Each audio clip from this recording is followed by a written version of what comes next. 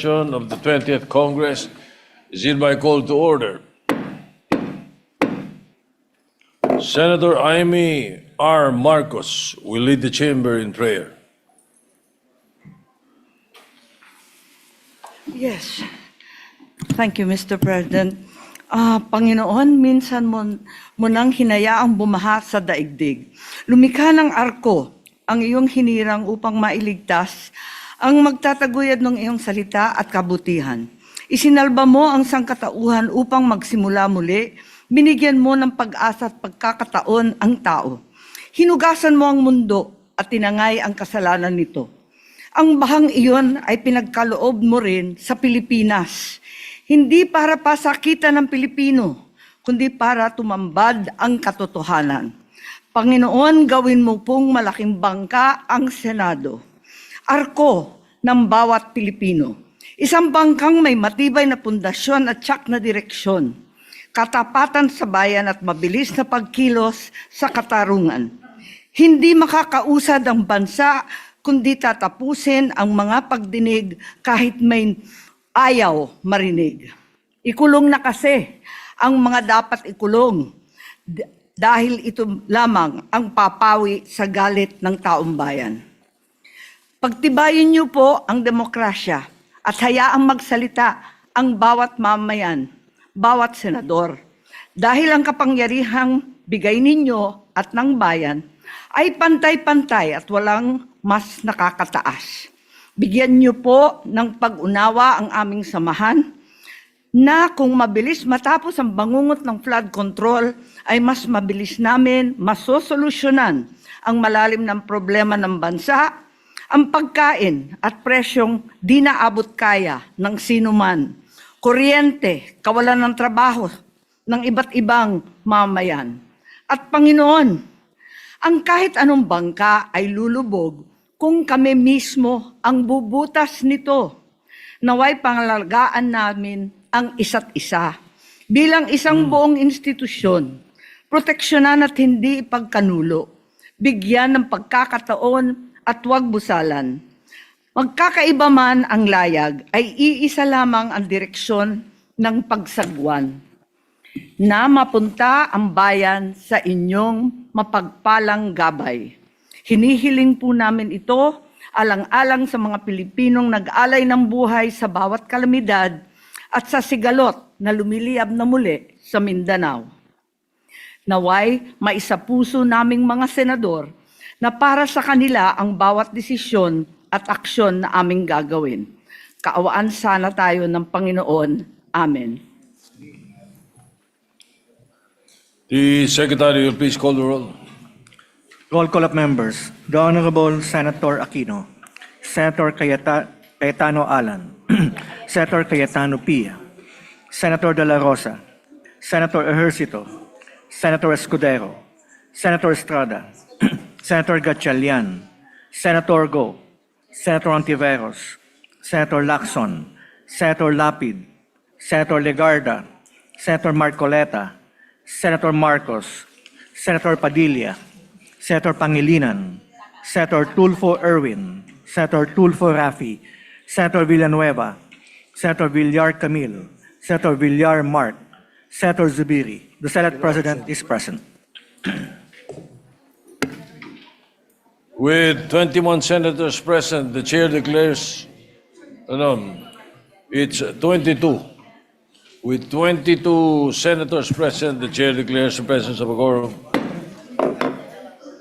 Thank you. Majority Leader. Thank you very much, Mr. President. Mr. President, I move that we dispense with the reading of the journal of the 37th session, Monday, January 26, and consider the same as approved. I so move, Mr. President. Any objection? Hearing none, the journal is approved. Mr. President, I move to proceed with the reference of business. Secretary will proceed with the reference of business. Resolutions. Resolution 207, resolution honoring and commending Ms. Rodora Alcaraz for her extraordinary heroism, selflessness, and courage in saving her employer's infant child and elderly mother during the deadly Hong Kong fire, and for exemplifying the noble character and sacrifice of Filipino overseas workers by Senator Lapid. Referred to the Committee on Rules.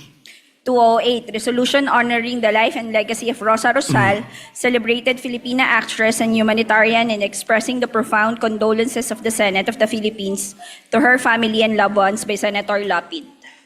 Referred to the Committee on Rules. 209, resolution directing the Committee on Justice to conduct an inquiry in aid of legislation to review and recommend revisions to the 2015 Omnibus Rules of Procedure of the Bureau of Immigration, particularly on summary deportation orders, in light of the reported rise of high-profile illegal immigrants in the Philippines and for other purposes by Senator Tulfo R.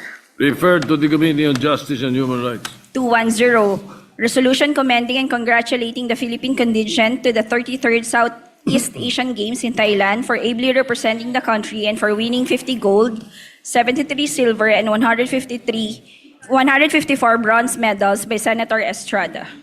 To the Committee on Rules. 211, commending and congratulating Team Philippines and the members of the Philippine delegation who have competed and won medals, placing the country as the 6th overall champion in the 33rd edition of the Southeast Asian Games held in Thailand by Senator Go. To the Committee on Rules. 212, commending and congratulating Mazel Paris Aligado and Jericho Francisco Jr. for winning gold medals in extreme skateboarding at the 33rd Southeast Asian Games by Senator Go. To the Committee on Rules. 213, commending and congratulating the Philippine men's and women's softball teams for winning gold medals at the 33rd Southeast Asian Games held in Thailand by Senator Go. Committee on Rules.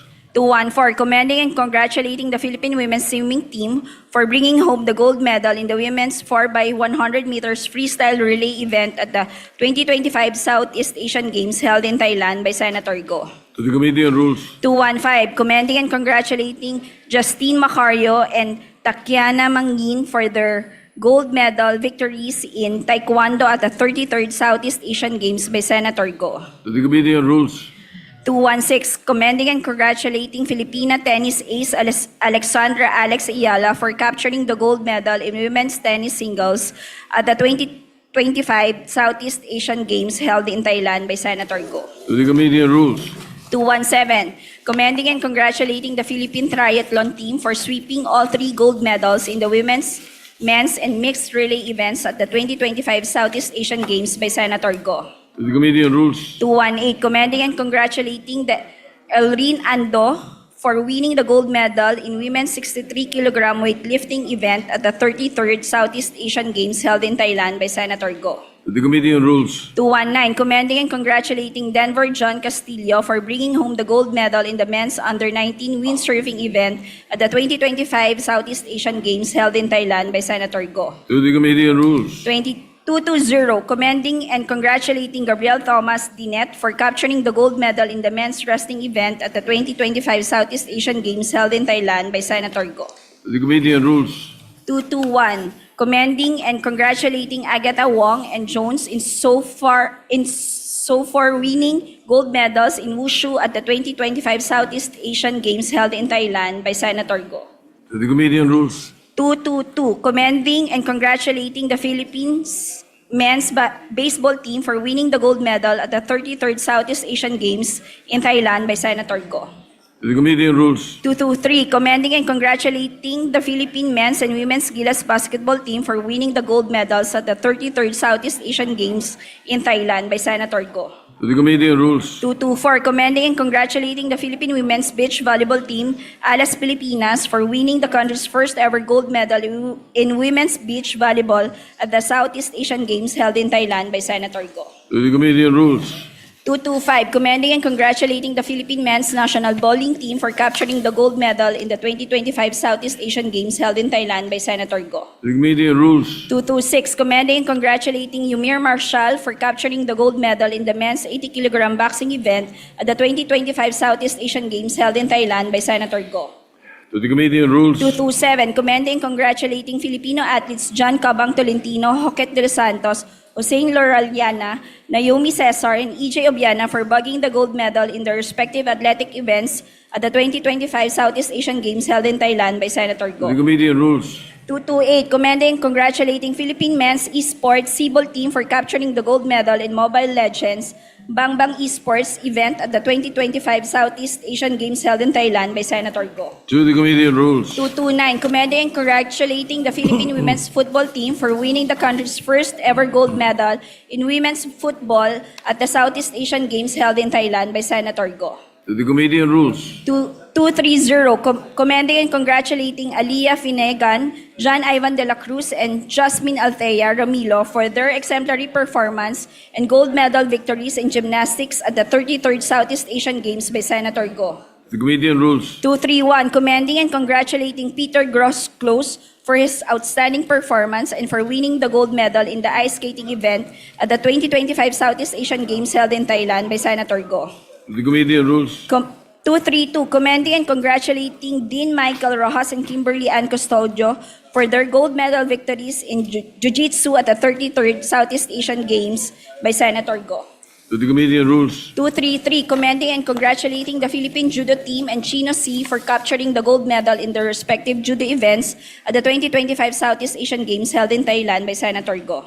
To the Committee on Rules. 234, commending and congratulating Zara Bon as for winning the gold medal in the women's kickboxing event at the 33rd Southeast Asian Games by Senator Go. To the Committee on Rules. 235, commending and congratulating Filipino athletes Rolly Nathaniel, Edsel Gino, Erin Maternicor, and Genesis Pible for bagging the gold medal in their respective shooting events at the 2025 Southeast Asian Games held in Thailand by Senator Go. Committee on Rules. 236, commending and congratulating Joanny Del Gaco and Christine Paraon for capturing the gold medal in rowing at the 2025 Southeast Asian Games held in Thailand by Senator Go. Committee on Rules.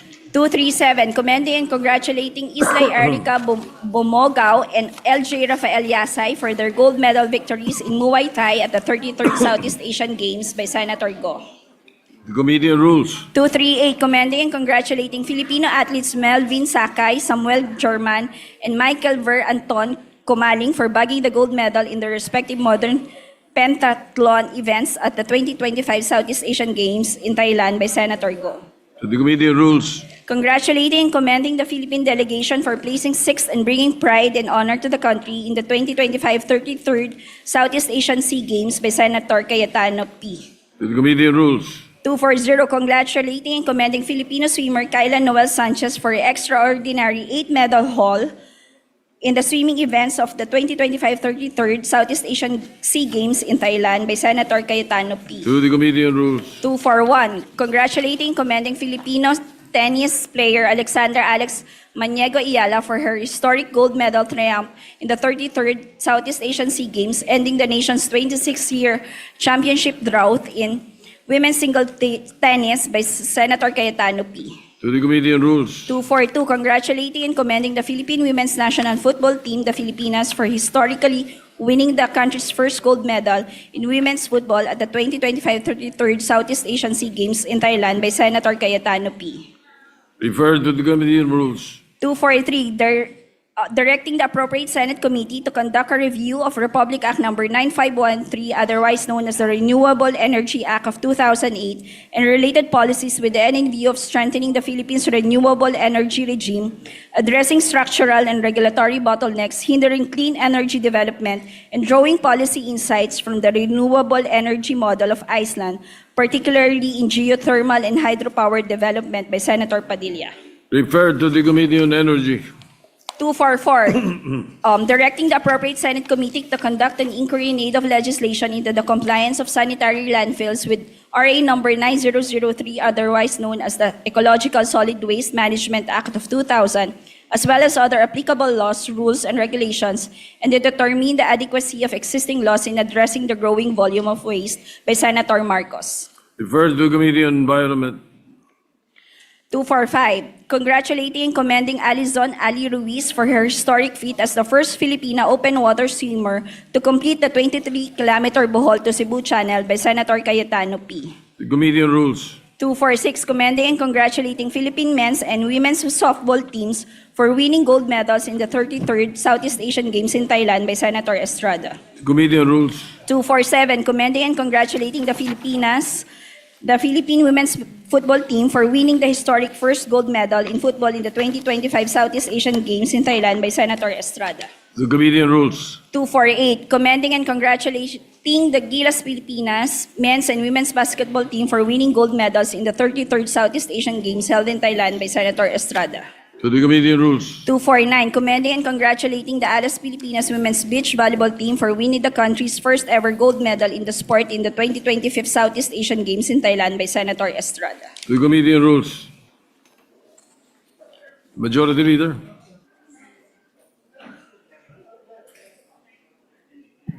Thank you, Mr. President. Mr. President, before we move towards our agenda, we'd just like to greet visitors here in the Senate with us today. We have Mayor Glenda Aguilar of Caramoran, Catanduanes.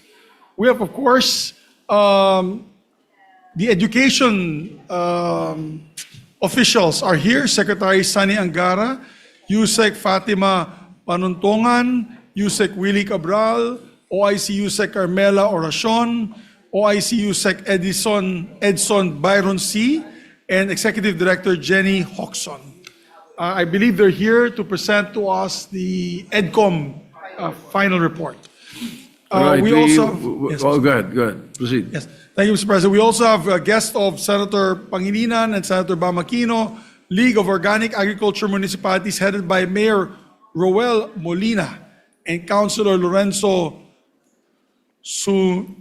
Sumuyong, and former Congressman Lawrence Waknang from Kalinga. And we also have with us from Bao Camarines Sur, Vice Mayor Jonathan Cugahon, and Board Member Nadia Ong, 1st District of Northern Samar, guest of Senator Win Gatchalian.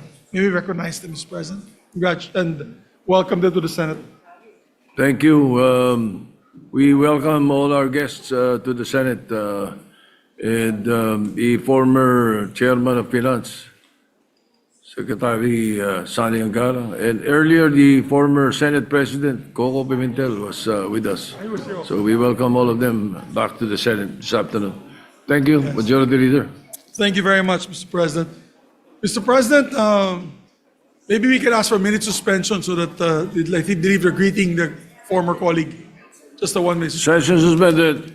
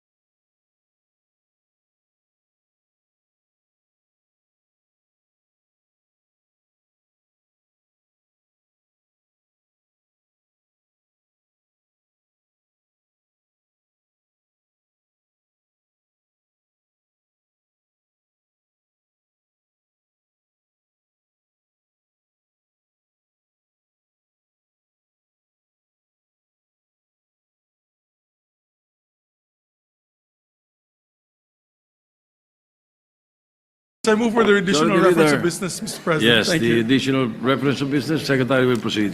Bills on first reading, Senate Bill number 1667, an act amending Republic Act number 3591 as amended and other related laws to enhance the liquidation framework for banks and banking institutions and to strengthen the independence, authority, and financial capability of the Philippine Deposit Insurance Corporation and for other purposes by Senator Soto III. Approved. I mean, referred to the Committee on Banks, Government Corporations, and Ways and Means. 1668, an act mandating the use of health rating system on the labels of packaged food products by Senator Tulfo R. Referred to Committees on Health and Trade. 1669, an act defining and prohibiting overcapacity or overloading in public transportation, prescribing stiffer penalties therefore and for other purposes by Senator Tulfo R. Referred to the Committee on Public Services. 1670, an act prohibiting the publication and proliferation of false information or fake news, establishing measures for fact-checking and platform accountability, and prescribing penalties therefore by Senator Tulfo R. Referred to the Committee on Public Information. 1671, an act mandating and institutionalizing rollover data allocation schemes and providing for penalties by Senator Tulfo R. Referred to the Committee on Public Services. Resolutions. Resolution 250, directing the appropriate Senate committee to conduct an inquiry in aid of legislation on the illicit trade of tobacco products as well as the alleged involvement of government security forces in such illegal activities by Senator Gatchalian. To the Committees on Ways and Means and Public Order. 251, directing the Senate Committee on Public Services to conduct an inquiry in aid of legislation on the rising... Before you proceed, yes, Senator Pangilinan, what is your pleasure? Yes, may we likewise request that the 250. earlier resolution on smuggling, tobacco smuggling, be Tobacco referred smuggling. secondarily? May we recall the The referral Senate was- bill, yes. Senate bill or Senate resolution? Senate Resolution 250. 250. It's referred to the Ways and Means and Public Order. You want it referred to? Likewise to the Committee on Agriculture. Tobacco actually is an agriculture product, but of course the The Ways and Means. final packaged Yes, processed product are cigarettes. Well, yes, we will allow that because the third, it becomes the third, but it's the Committee on Ways and Means, so it is allowed by the rules. Yes, As thank long you. as it's either the Ways and Means or Finance, then we can accept a referral to more than two Yes. committees. We've done it before, Mr. President. Yeah, we've done it, yes. All right. Additional. Thank you, Mr. President. We may proceed, and that is referred to the Committee on Agriculture as well. 251, resolution directing the Senate Committee on Public Services to conduct an inquiry in aid of legislation on the rising incidence of pedestrian-related road accidents and the effectiveness of existing pedestrian infrastructure, traffic management, and safety measures to ensure the protection of commuting public by Senator Tulfo R.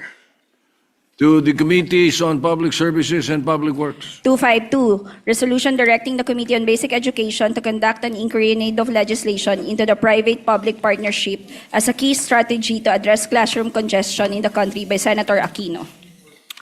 Referred to the Committee on Basic Education.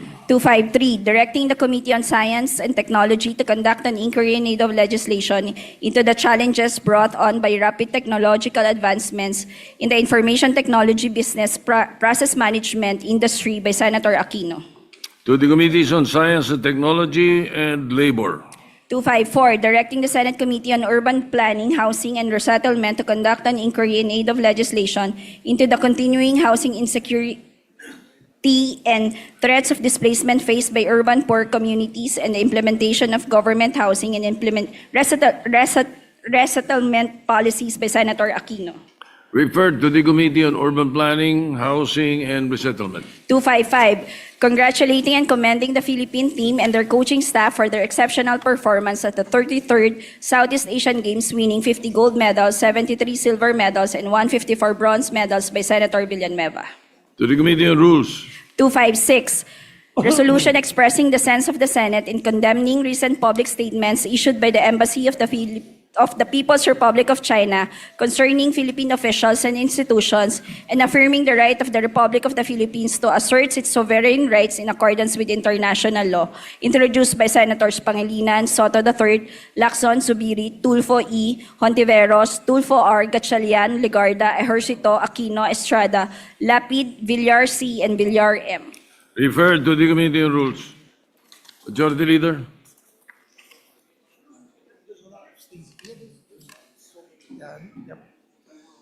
Thank you, Mr. President. Mr. President, I move that we consider PS Resolution number 256.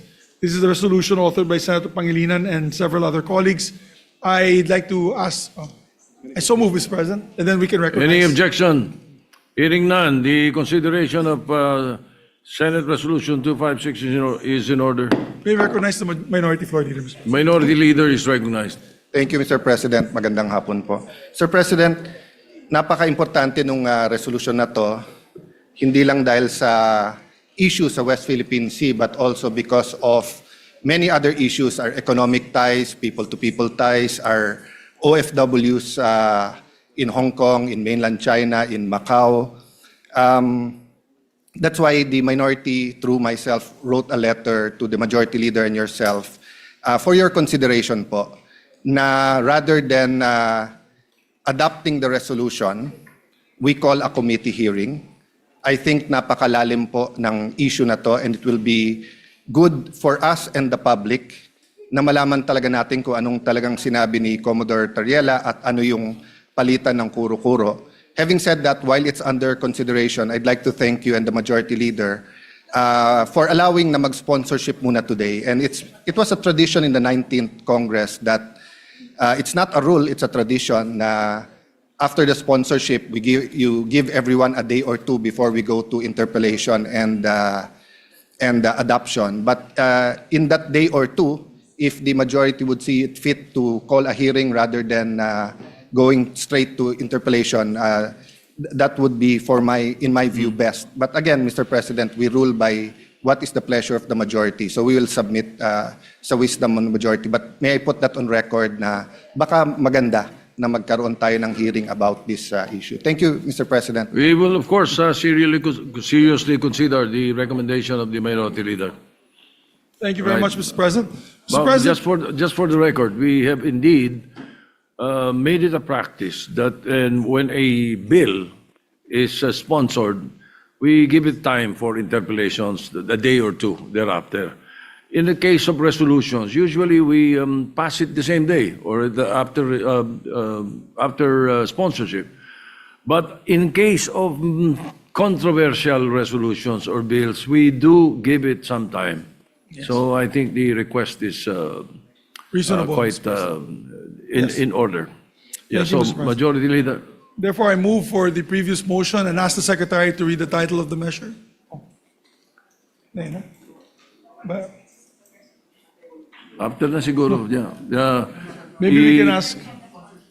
Yes, but we need to ask the It's Secretary already to on the read the floor. title of the It's measure. already considered. We ask the Secretary to read the title of the measure and ask the sponsor to Yes, so we can recognize the deliver a sponsor, sponsorship Senator speech. Pangilinan, after he reads the title of the measure. Yes, the Because I did not Secretary read is the title of the recognized. measure earlier, Mr. President. My apologies. Resolution expressing the stance of the Senate in condemning recent public statements issued by the Embassy of the People's Republic of China concerning Philippine officials and institutions, and affirming the right of the Republic of the Philippines to assert its sovereign rights in accordance with international law. Right, Senator Francis Pangilinan is recognized. Thank you, Mr. President. Thank you, Majority Leader. Thank you, dear colleagues. Before we begin our sponsorship, we would like to thank the good Minority Leader for his earlier manifestation. And we too share in the earlier manifestation of the Senate President that given the controversies behind this resolution, we have no objection as to allowing our colleagues time to interpellate or perhaps even bring the matter to a Senate hearing after we have sponsored it and before adopting it, Mr. President. Mr. President, dear colleagues, it is my honor to sponsor and principally author proposed Senate Resolution number 256, together with Senate President Tito Soto, Vicente Soto III, Senate Pro Tempore Ping Lacson, Majority Leader Mig Zubiri, Senators Erwin and Rafi Tulfo, Risa Ontiveros, Win Gatchalian, Lauren Legarda, JV Ejercito, Bam Aquino, Jinggoy Estrada, Lito Lapid, Camille, and Mark Villar. May we also place on record that while they have affixed their signatures to this resolution, this does not mean that those who did not affix their signatures are objecting to this resolution. Precisely why, ultimately, in the end, it is when we move to call for a vote on this resolution that there we will determine who among our colleagues will support it or not. Introducing this measure does not mean that those who did not introduce this measure are opposed to this measure. Just for the record, Mr. President. Mr. President, dear colleagues, our Constitution mandates us to protect the Republic's sovereignty, territorial integrity, political independence, and dignity. In fulfilling this mandate, when we senators, representatives, the Coast Guard, or any public official who swore an oath speak on the West Philippine Sea and on the arbitral award, we are not merely expressing our opinions. We are carrying out our solemn duty to uphold and defend the Constitution, to defend the nation, and uphold the rule of law. Recently, an official of the Chinese embassy issued public statements in undiplomatic and disrespectful language, directly attacking incumbent members of Congress, including myself, for positions we took in defense of Philippine sovereignty and maritime rights. We took because we were upholding and defending the Constitution. The statements crossed the line from legitimate expression of a foreign state's views into interference in our domestic democratic debate. By adopting this resolution, the Senate tells China and the world that this institution will not be cowed, that this institution will defend our nation's sovereignty, that this institution will defend and uphold our Constitution as we swore to defend and uphold the Constitution. That we stand as one in saying, no foreign mission may dictate what Filipino senators or what Philippine senators can or cannot say in the lawful performance of their official duties. We may hold differing views on many matters, yet in this, we must stand together.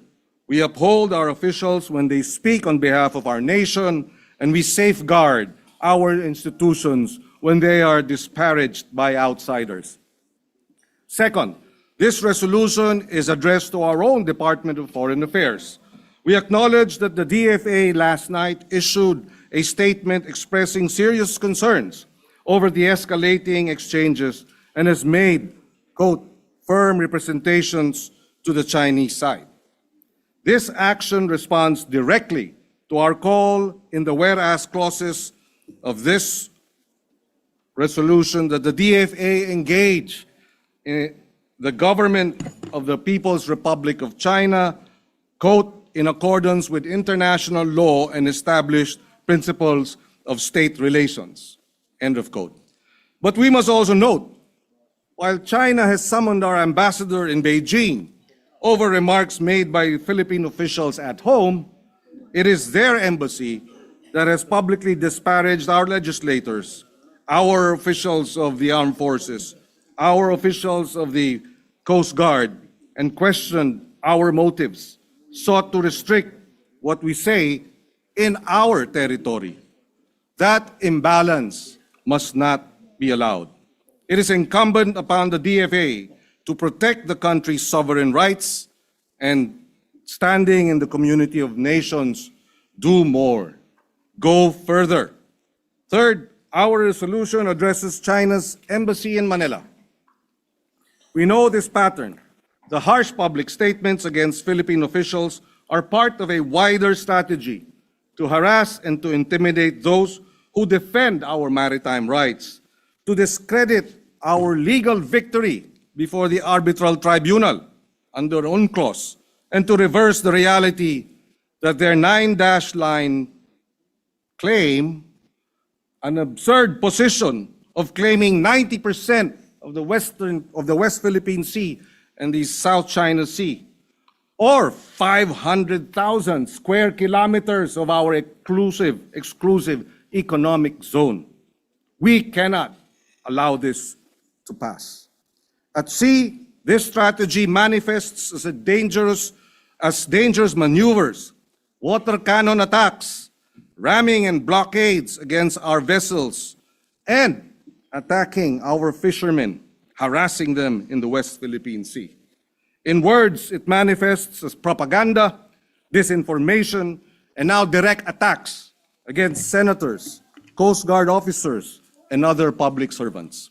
We know their goal: to make the Philippines doubt itself, to make the international community doubt the rulings, to employ the divide and rule strategy by dividing our people and making our people fearful, and to pressure us into accepting so-called arrangements that quietly erode what we lawfully possess. So we say this with firmness,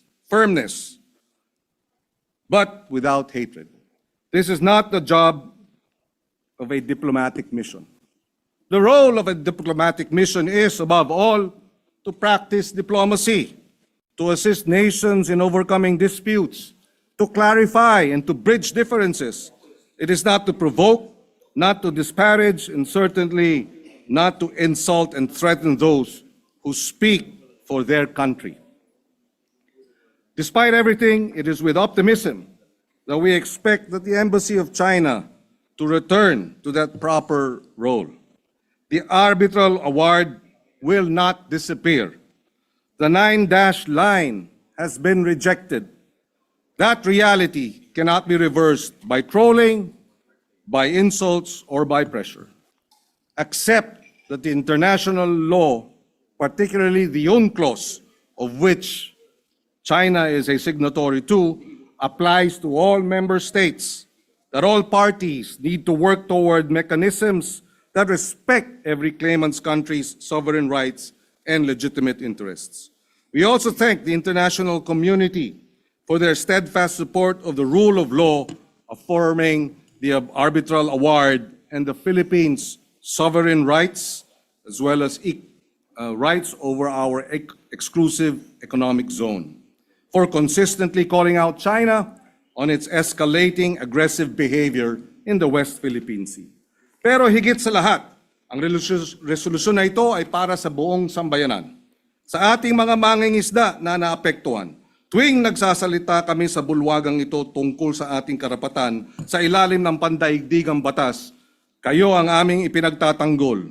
Pinagtatanggol ang karapatan ninyong mangisda ng malaya sa ating karagatan ng walang takot. Sa ating Coast Guard at Armed Forces, kasama ninyo ang Senado sa nananinindigan. Saludo kami sa inyong tapang at hindi namin kayo pababayaan. At sa lahat ng ating mga kababayan, lalo na sa mga kabataan, mahalaga ang ating relasyon sa China, pero sa ating kapayapaan, sa presyo ng pagkain, sa trabaho, kaya naman batas at diplomasya ang dapat pinipilit ipairal. Pero alam nating hindi pag-aatubili ang sagot sa mga bully. Hindi nabibili ng pananahimik ang kapayapaan at hindi nagtataguyod ang batas ng pag-aamo-amo. Respeto, paggalang, yan ang pinakamahusay na sandigan ng isang matatag at maayos na relasyon ng dalawang mga bansa. Ito ang gustong tiyakin ng resolusyon na ito. But beyond this resolution, we propose a way forward. As this year's chair of ASEAN, the Philippines has the opportunity to help conclude a rule-based, fair, workable, and lateralized mechanism on the conduct of parties in the South China Sea. We believe that such code of conduct be firmly anchored in international law, including UNCLOS and the principles reflected in the arbitral award. We ask our neighbors, partners, and allies, support the Philippines initiative, support ASEAN's effort to support a region where disputes are managed by law and dialogue, not by insults, bullying, force, or threats. Ngayon, sa panahong tumitindi ang pandaigdigang tensyon, sinisiguro ko magkakasangga tayo. Senado, DFA, Armed Forces of the Philippines, DND, Coast Guard, BIFAR, buong sambayanang Pilipinas, magkasangga tayo laban sa pangiinsulto, laban sa pagbabangga, sa pagwawater cannon at pakikipaghabulan sa ating mga mangingisda at sundalo. Iisa tayo bilang isang republika na nananindigan para sa ating mga karapatan at dignidad. Mr. President, colleagues, for all these reasons, I respectfully urge the adoption of Senate Resolution number 256. Maraming salamat. Majority Leader. Mr. President, we have several of our colleagues who want to co-sponsor the measure, namely Senator Jinggoy Estrada, Senator Erwin Tulfo, and Senator J.V. Ejercito. May we recognize Senator Jinggoy Ejercito for his sponsorship? Senator Jinggoy Estrada is recognized. Thank you, Mr. President. Mr. President, dear colleagues, I rise to co-sponsor a resolution expressing the sense of the Senate to condemn the unacceptable remarks of the Chinese Embassy in Manila against our Philippine officials with regard to the West Philippine Sea. I pose this question: what is the business of Chinese embassy officials criticizing our public officials and even calling them names, branding senators as helpers of Philippine Coast Guard Commodore J. Tariela in defending our rights in the West Philippine Sea because, as they claim, Commodore Tariela can't win over the argument. Hindi man ako sang-ayon sa naging gawin ni Commodore Tariela, ngunit hindi ito sapat na dahilan upang pakialaman ng Chinese Embassy ang internal affairs at soberenya ng ating bansa. This is not only an assault against individual senators, but an affront to the Philippine Senate as an institution. This representation joins the chorus in strongly condemning the pronouncements of the Chinese Embassy in Manila against our public officials. We should not just let this slide. There is no argument to begin with. The 2016 Arbitral Award is final and binding. Atin ang West Philippine Sea. This is all part of their tactics. They are looking to scare, coerce, and intimidate their neighbors to pursue their wild imaginary claims over our territories. Even after an arbitral ruling delivered a unanimous and enduring decision in 2016, firmly asserting that the Philippines has a full exclusive economic zone in the West Philippine Sea, invalidating China's claim to almost 80% of the Philippines' EEZ. Both China and the Philippines, pursuant to their treaty obligations under the UNCLOS, are legally bound to comply with this decision. As your former chairperson of the Senate Committee on National Defense and Security, Peace, Unification, and Reconciliation, my position on the West Philippine Sea has always been consistent with the position of the Philippine government under President Ferdinand Marcos Jr. The UNCLOS and the Arbitral Award continue to be the foundation of our actions and policies on the West Philippine Sea.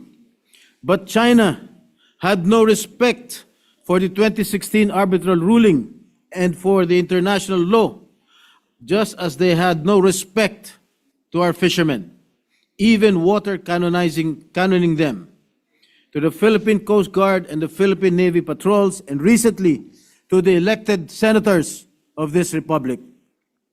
Namimihasa na kayo. O walang kaya. Sino ba pumapanig sa kanila sa pang-angkin sa West Philippine Sea? Ang sagot, halos wala. Hindi ang international na batas, hindi ang pandaigdigang komunidad, at lalong hindi ang mga bansang direktang apektado ng kanilang pang-angkin.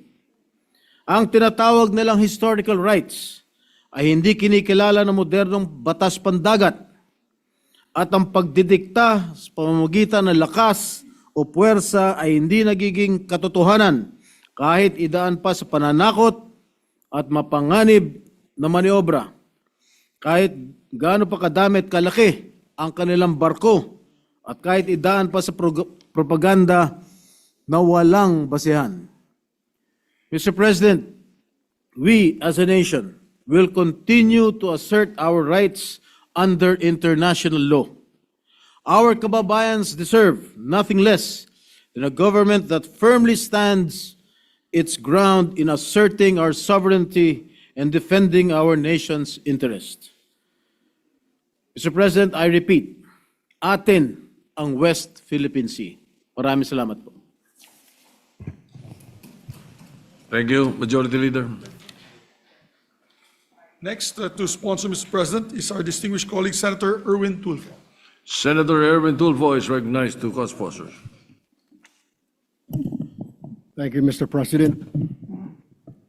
Mr. President, I rise to co-sponsor Senate Resolution Number 256, condemning the recent public statements issued by the Embassy of the People's Republic of China, directed against Philippine officials and institutions. The question now, Mr. President, is bawal na po bang kondinahin natin ang mga pahayag ng China laban sa ating mga opisyal at mga pinagagawa nito sa ating teritoryo? Isa lang po ang tanong, bawal na po ba? Kasi sa huli ko pong basa, ayon po sa ating konstitusyon, ay meron po tayong kalayaan sa pagpapahayag. There is freedom of speech, Mr. President. And I also want to remind not only the Embassy of China, but other diplomatic missions as well in our country, that in the Vienna Convention of Diplomatic Relations of 1961, it clearly states one of the functions of a diplomatic mission includes promoting friendly relations between the sending state and the receiving state, tayo po yun, and the developing their economic, cultural, and scientific relations. A diplomatic agent shall enjoy immunity from criminal of the receiving state, immunity from criminal cases of the receiving state. He shall enjoy immunity from its civil and administrative jurisdiction with exceptions. Without prejudice, though, to their privileges and immunity, it is the duty of all persons enjoying such privileges and immunities to respect laws and regulations of the receiving state. They also have a duty not to interfere in the internal affairs of the state. Paalala ko po, and I would like to remind all our diplomatic missions to please review the Vienna Convention on Diplomatic Relations of 1961.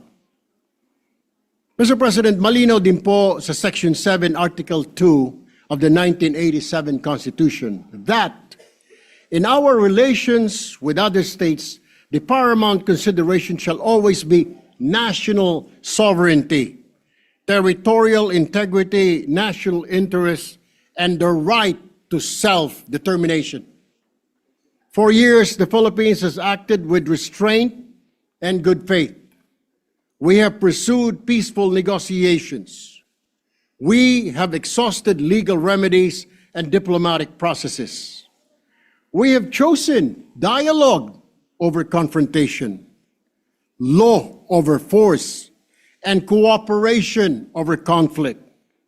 But despite these efforts, China continues to engage in acts that intimidate and harass our fisher folks, endanger our Coast Guard, and question the authority of our institutions. Let me be clear, Mr. President, our commitment to peace does not mean acquiescence. Our preference for diplomacy does not mean silence in the face of bullying. We will not tolerate statements or actions that demean our officials, undermine our sovereignty, or erode our national dignity. There comes a time when a nation must speak with clarity and firmness. And that time is now, Mr. President.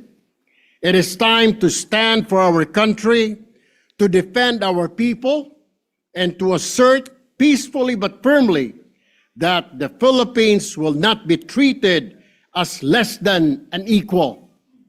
For this reason, I fully and unequivocally support this resolution.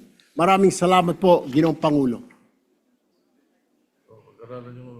Next to co-sponsor the measure, Mr. President, Yes. is Senator J.V. Ersito. May we recognize him. Senator J.B. Ersito is recognized. Mr. President, my dear colleagues, good afternoon. Tinuturing ko pong pagtaguyod ng aking sinumpang tungkulin sa ating konstitusyon at sa minamahal nating bayan bilang halal na senador ng Republika ng Pilipinas ang pagtindig at pagsuporta sa proposed Senate Resolution number 256. Mr. President, let me reiterate my position yesterday. Hindi po tayo magpipikit mata at magbibingi-bingihan at lalong hindi po mali ang tumindig para sa interes ng Pilipinas at soberenya ng ating bansa. For the record, dear colleagues, we also want to find a way to restore our relationship and extend once more the hand of friendship to the People's Republic of China. We recognize that this relationship runs deep, not just between our two governments, but between our two peoples. However, any effort to repair and restore this relationship must be rooted in mutual respect as equals, as sovereign members of the community of nations. Mr. President, siguro po hindi nakakatuwa na marinig sa Chinese Embassy officials, sa bagong katatalaga pala na ambassador, ang mga salitang hindi magaganda sa ating mga mismong opisyal na tayo po ang host country. Kung ganito po ay dapat siguro ay hindi pa naman natin idideklara person ng grata, pero kung ganito ay sana'y palitan po siya dahil hindi nakakatulong sa tensyonado ng sitwasyon ng ating bansa. Ang ambassador sana po ay dinadaan sa diplomasya para maayos, maging maganda ang relasyon ng China at Pilipinas. Pero kung ganito po, ang pag-uugali at karakter ng bagong ambassador ay hindi po makakatulong sa relasyon ng China at Pilipinas. Mr. President, the arbitral award that was hard-won under the legal framework of the United Nations Convention on the Law of the Sea, or UNCLOS, is a fact that international law that no amount of coercion or distortion can erase.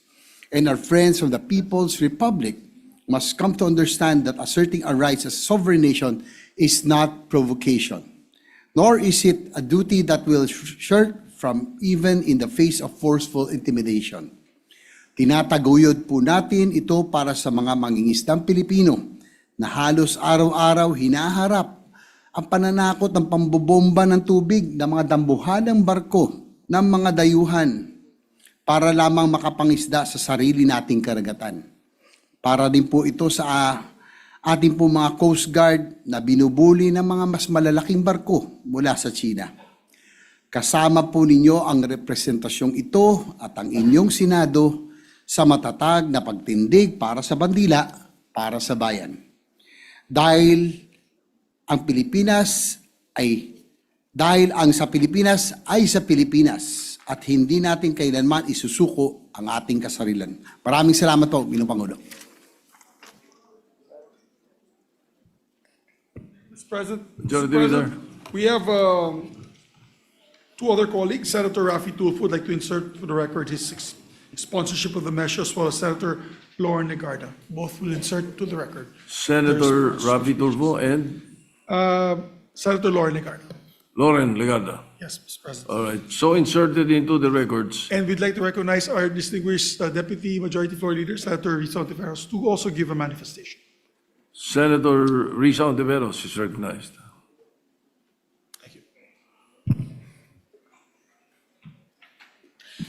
Salamat po, Mr. President. By way of a very brief co-sponsorship and more of a manifestation, gusto ko lang pong i-bring sa atensyon ng lahat ng mga kasama dito sa Senado na nung oras na 3:22 p.m. ngayong hapon, 22 minutes lamang mula nung binuksan natin ang ating sesyon at posibleng bago pa ispinonsor ng Ginoo mula sa Pampanga, Senator Kiko, ang ating Sense of the Senate na resolution, may post na naman ang Chinese Embassy Manila tungkol sa paksa ng ating resolusyon. Ngayon naman, si Deputy Spokesperson of the Chinese Embassy, Guo Wei, sabi niya, echoes do not make a claim true. What matters is whether the argument stands up to scrutiny, not how many voices repeat it. At nirepost nila yung visuals ng 15 senators condemn Chinese embassy's criticism of Philippine officials. Nang ibig sabihin ng unang linya ng post ni Deputy Spokesperson of the Chinese Embassy Manila, Guo Wei, gaya-gaya lang tayo sa isa't isa, tayong lahat na pumirma so far sa resolusyon. Ang ibig sabihin sa post niya, hindi daw tatayo yung ating pagkondena sa mga pinagsasabi nila bago pa ang araw na ito at hindi tatayo yung ating iginigiit na may karapatan at tungkulin tayong itaguyod ang pambansang interes. At minamaliit niya na halos 2/3 ng Senado ay pumirma nitong resolusyon. Ibig sabihin po, hanggang 36 minutes ago, half an hour before, salita pa rin ang salita ang Chinese Embassy Manila tungkol sa issue na ginawa natin ng resolusyon sa pamumuno ni Senator Kiko. Ganyan pa rin ang tono nila, bastos, walang paggalang. At gusto pa rin nila sila ang masusunod. Hindi lang sa dagat ng Pilipinas, hindi lang sa social media ng Pilipinas, pati sa Senado ng Pilipinas. Kaya saganang akin lamang po, Mr. President at mga kasama, yang ganyang consistent na pambabastos, walang pagrespeto, napaka-undiplomatic na stance, saganang akin lamang po, ay lalong nagbibigay ng urgency na maaprubahan ang ating resolusyon. Salamat po, Mr. President. Before anything else, allow me to first associate myself with the manifestations of the principal sponsor, Senator Pangilinan, and the other sponsors and our colleagues.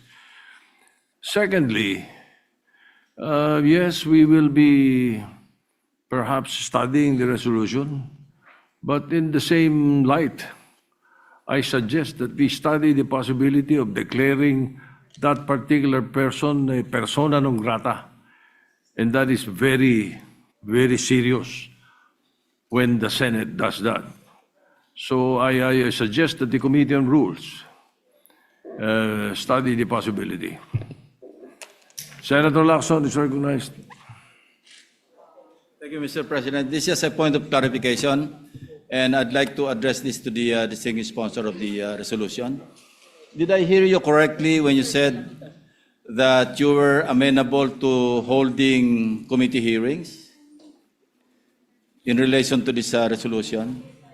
Well, I was open to the suggestion. I did not actually say I was adopting it. Thank you for the clarification. And if I may, Mr. Senate President, I consulted ChatGPT. Only the head of state may declare persona non grata when it involves diplomats. So we can only recommend, if we want to recommend. So persona non grata sa Senate. Yeah, but we cannot declare any diplomat persona non grata. Just to clarify, subject to validation by our lawyers in this hall, Mr. President. Thank you. Well, as I said, it is a suggestion, and let us study the possibility. Majority Leader? Thank you, Mr. President. Mr. President, before we suspend consideration of the matter, I just also want to put my opinion on the matter. I fully support the resolution of Senator Kiko and the 14 others who signed this resolution. Gusto lang namin malaman ng Coast Guard at ating Philippine Navy na hindi sila nag-iisa, na marami sa gobyerno tumutulong at sumusuporta sa kanila.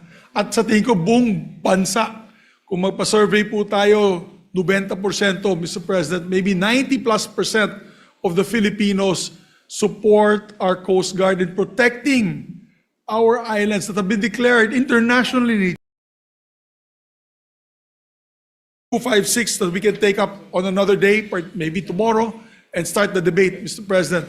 And let's act on it the soonest para pakita natin po sa taong bayan ng Senado ay nagkakaisa para sa soberanya ng ating bansa. Yes, Maraming salamat, sir. I think 24 hours is good enough for us to study the measure. Senator Pangilinan is Yes, right just a now. very brief manifestation. Mr. President, if after studying the proposal of the Senate President and that the Senate Majority Leader deems it necessary to file a Senate resolution expressing the sense of the Senate that the President should declare the deputy spokesperson as persona non grata, we will support the measure, Mr. President. Thank you. Thank you, Senator Pangilinan. Majority Leader, yes, the motion is to suspend Yes, consideration. Mr. President. All right, any objection? Hearing none. Consideration is suspended. Thank you, Mr. President. Mr. President, from the topic of sovereignty, now let us discuss the very important topic of education. We have with us here the education experts behind us, including our distinguished former colleague, Senator Sonny Angaros, now Secretary of the Department of Education. With that, I'd like to recognize our colleagues. Which one first? We'd like to recognize the chairperson of the, you're the chair, no? The chairperson of EDCOM in the Senate, no other than Senator Bam Aquino, to avail of the privilege hour, particularly on the issue of education and the EDCOM, Mr. President. Senator Bam Aquino is recognized. Mr. President, mga kababayan at kapwa ko Pilipino, magandang hapon po sa ating lahat. I rise today to submit the Second Congressional Commission on Education's final report entitled Turning Point, A Decade of Necessary Reform. Alongside this report is the 10-year National Education and Workforce Development Plan, or NATPLAN, 2026 to 2035. Alongside numerous colleagues, we have also filed Senate Concurrent Resolution number 8, adopting the National Education and Workforce Development Plan and the recommendations of the Second Congressional Commission on Education as the 10-year policy framework of the national government for education. And at the right time, we hope that the members of this chamber will support this concurrent resolution. Mula pa po sa unang termino natin, binigyan na po natin ng halaga ang advokasya sa edukasyon. At nung sinimulan po natin ang ating pangalawang termino noong Hulyo, binahagi po natin ang goals ng ating committee sa pag-address ng krisis sa edukasyon. Kasama na po ang pag-address sa nutrisyon, kakulangan ng classroom, kawalan ng textbook at internet connectivity, support for teachers, problems with the learning gap and the curriculum, at saka syempre po ang employability. Matagal po nating painiwala na ang unang hakbang tungo sa reforma ay ang tamang pagtukoy sa mga problema. At dahil po sa EDCOM report, nagagawa po natin ito. Mula po noon, diniin na po natin na ang kailangan ng kabataan at ang ating bayan ay edukasyon at hindi korupsyon. Kaya nais po natin pasalamatan ang ating co-chairpersons, Senator Lauren Legarda, Congressman Roman Romulo, and Congressman Jude Asidre. Kasama rin po ang ating EDCOM 2 commissioners, Senator Alan Cayetano, Senator Win Gatchalian, Senator Joel Villanueva, and our congressional counterparts, Congressman Steve Solon, Congressman Zia Alonte, and Congresswoman Ana Veloso Tuazon. Papasalamatan ko rin po ang ating dating commissioners, Senator Pia Cayetano, Senator Chis Escudero, Senator Coco Pimentel, Congressman Mark Go, Congressman Khalid Dimaporo, and Congressman Pablo John Garcia.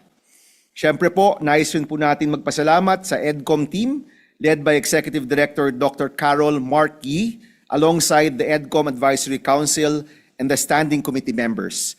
At siyempre, maraming salamat din sa ating former colleague and former EDCOM Commissioner, now Secretary of Education, Sani Angara, who is with us today, our Commission on Higher Education Chair, Shirley Agrupis, and TESDA Director General, Kiko Benitez. Isa po sa pinaka-nakakabahalang nailantad ng EDCOM report sa mga nakaraang araw ay ang issue ng proficiency. Ito po ang kahusayan ng isang estudyante, hindi lang po sa pagbabasa o literasiya, pero sa husay sa lahat ng asignatura. Ayon po sa EDCOM, kada akyat ng estudyante sa susunod na antas, bumababa ang kanyang kahusayan. Mula po sa grade 3, kung saan 30.5% ang proficient, bumabagsak po ito sa 0.47% pagdating ng grade 12 o sa huling taon ng senior high school. Out of every 1,000 senior high school graduates, only 4 are truly ready. Nung una ko po itong nabasa, sa totoo lang po, parang nanlamig po tayo. Hindi po ako makapaniwala. Pero sa totoo lang po, ang datos ay datos at ito ang datos ng ating report. At dun po, nakikita natin kung gaano kalala at gaano kalalim ang krisis sa ating edukasyon. Mr. President, pag mababa ang proficiency, apektado ang buong lipunan. Kung hindi marunong makaintindi ng matematika at agham, hindi marunong magbasa at magsulat, hindi rin po sila makakapasok at gagraduate ng high school o ng kolehiyo o makapagtatrabaho ng maayos. Kung magtutuloy po at hindi ho natin aagapan ang krisis sa edukasyon, milyong-milyong pangarap ang mawawala at masasayang. Sa ating pong konsultasyon, narinig po natin ang mga kwento ng mga guro. Para sa isa kong estudyante, sabi po ng isang guro, ang kawalan ng kakayahang magbasa ay kawalan ng kanyang boses. Sabi naman po ng isa pang guro na nakausap natin, ang low proficiency nakita niya sa isang bata na kahit sariling kaarawan at edad hindi po makilala. Ang alam lang ang tunog ng mga letrang buo-buo ng kanyang pangalan, yun lang po ang tanging niyang naiintindihan.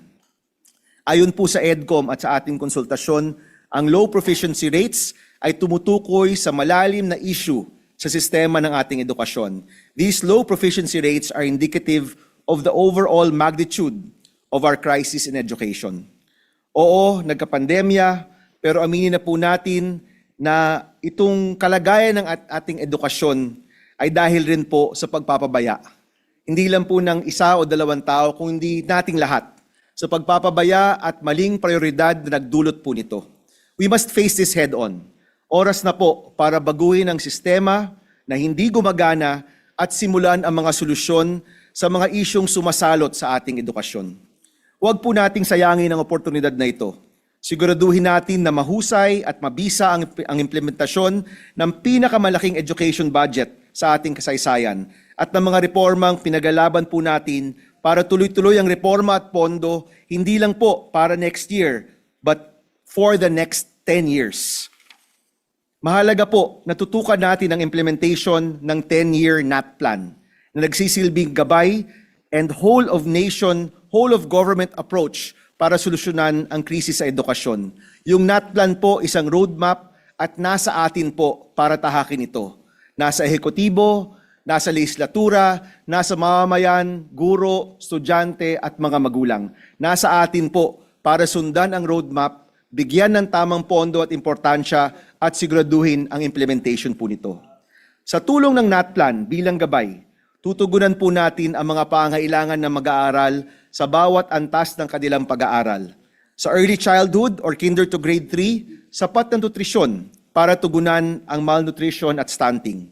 Sa elementary, junior high school, maayos na learning environment, address the classroom gap, provide free internet, textbooks, at syempre, tugunan ang low proficiency rates.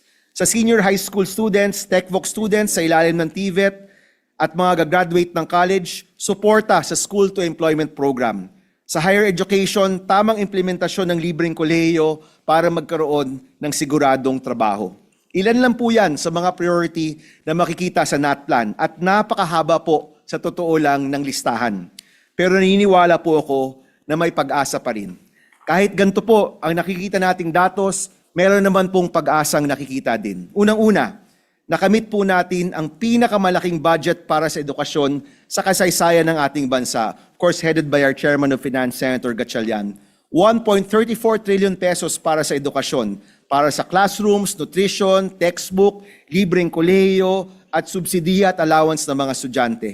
Malaking panalo po ito para sa estudyanteng Pilipino. Ang mahalaga po ngayon, ang pondo na ito ma-implement ng maayos, sa tamang presyo at sa tamang panahon.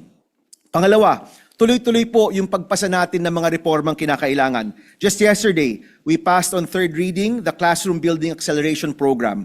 Isa pong ehemplo ng pagsasama-sama para sa kabataang Pilipino at estudyanteng Pilipino.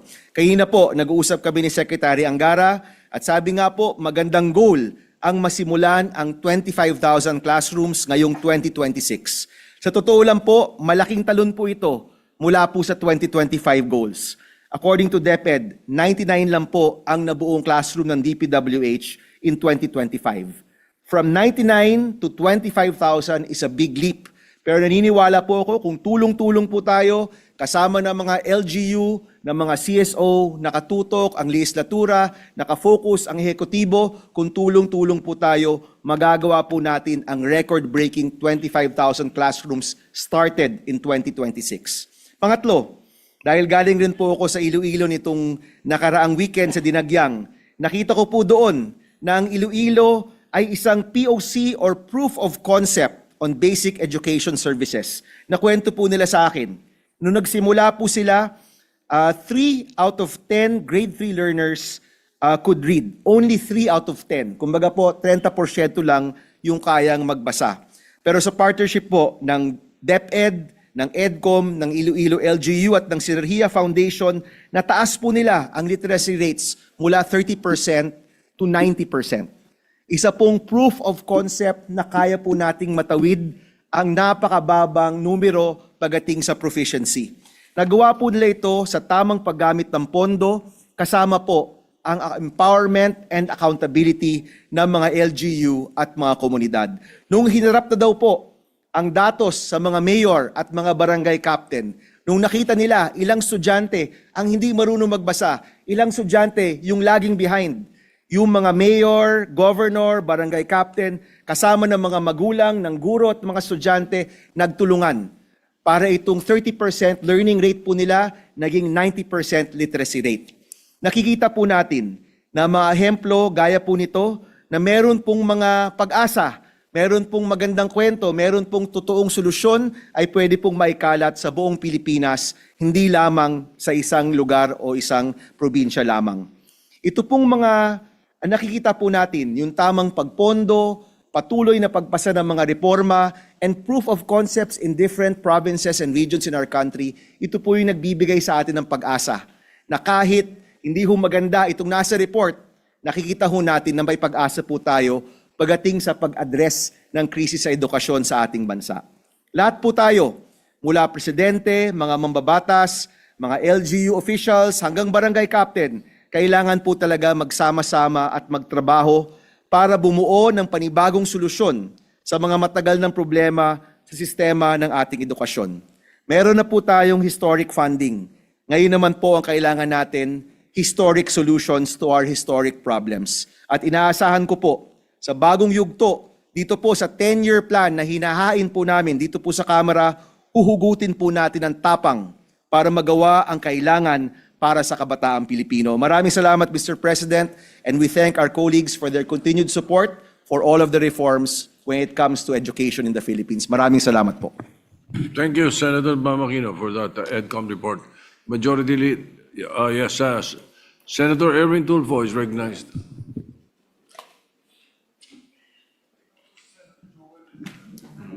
Ginoong Pangulo, mga kasamahan, bilang katuwang sa paghubog po ng kinabukasan ng ating bansa, ako po ay kaisa sa misyon ng EDCOM 2. Ito ay hindi lamang isang komisyon. Nagsilbi rin silang ilaw sa madilim na krisis ng ating sistema ng edukasyon. Sa loob lamang po ng 3 taon na patunayan ng EDCOM 2 na ang pagbabago ay hindi lamang isang pangarap, kundi isang planong may konkretong hakbang. Kaugnay nito, nagtitiwala kami sa maigting nagpagbabantay para maisakatuparan ang 10-year National Roadmap na nakapaloob sa Turning Point EDCOM 2 Report. Ito ang magsisilbing gabay sa pagpapabuti ng antas ng edukasyon sa bansa. Tayo ay patuloy na umaasa sa mahusay na pamumuno ni Dr. Carol Marquis ng ating DepEd Secretary Sani Angara at sa suporta ng ating mga chairperson, Senator Bam Aquino, Senadora Loren Legarda at sa mga commissioners, Senator Win Gatchalian, Senator Joel Villanueva, gayon din sa patuloy na pagkakaisa ng lahat ng institusyon, mga guro, mga magulang, upang makapaghatid po ng kalidad na edukasyon sa ating mga mag-aaral. Maraming salamat po, Ginoong Pangulo. Senator Joy Villanueva is recognized. Thank you, Mr. President. Mr. President, dear colleagues, nais po muna nating magbigay pugay sa ating dating kasamahan at kasama dito sa EDCOM 2, Mr. President, na ngayon ay kalihim ng kagawaran ng edukasyon, Secretary Sani Angara, sa ating ED, Executive Director Carl Mark. Mr. President, ang unang Congressional Commission po on Education was convened 34 years ago in 1991, and this is in response to the deteriorating quality of Philippine education and chronic underinvestment in the sector. That first EDCOM led to the landmark reform of trifocalization, separating the governance of education among the Department of Education, the Commission on Higher Education, and Technical Education and Skills Development Authority. Mr. President, after several decades, the nation once again called for a second Congressional Commission on Education.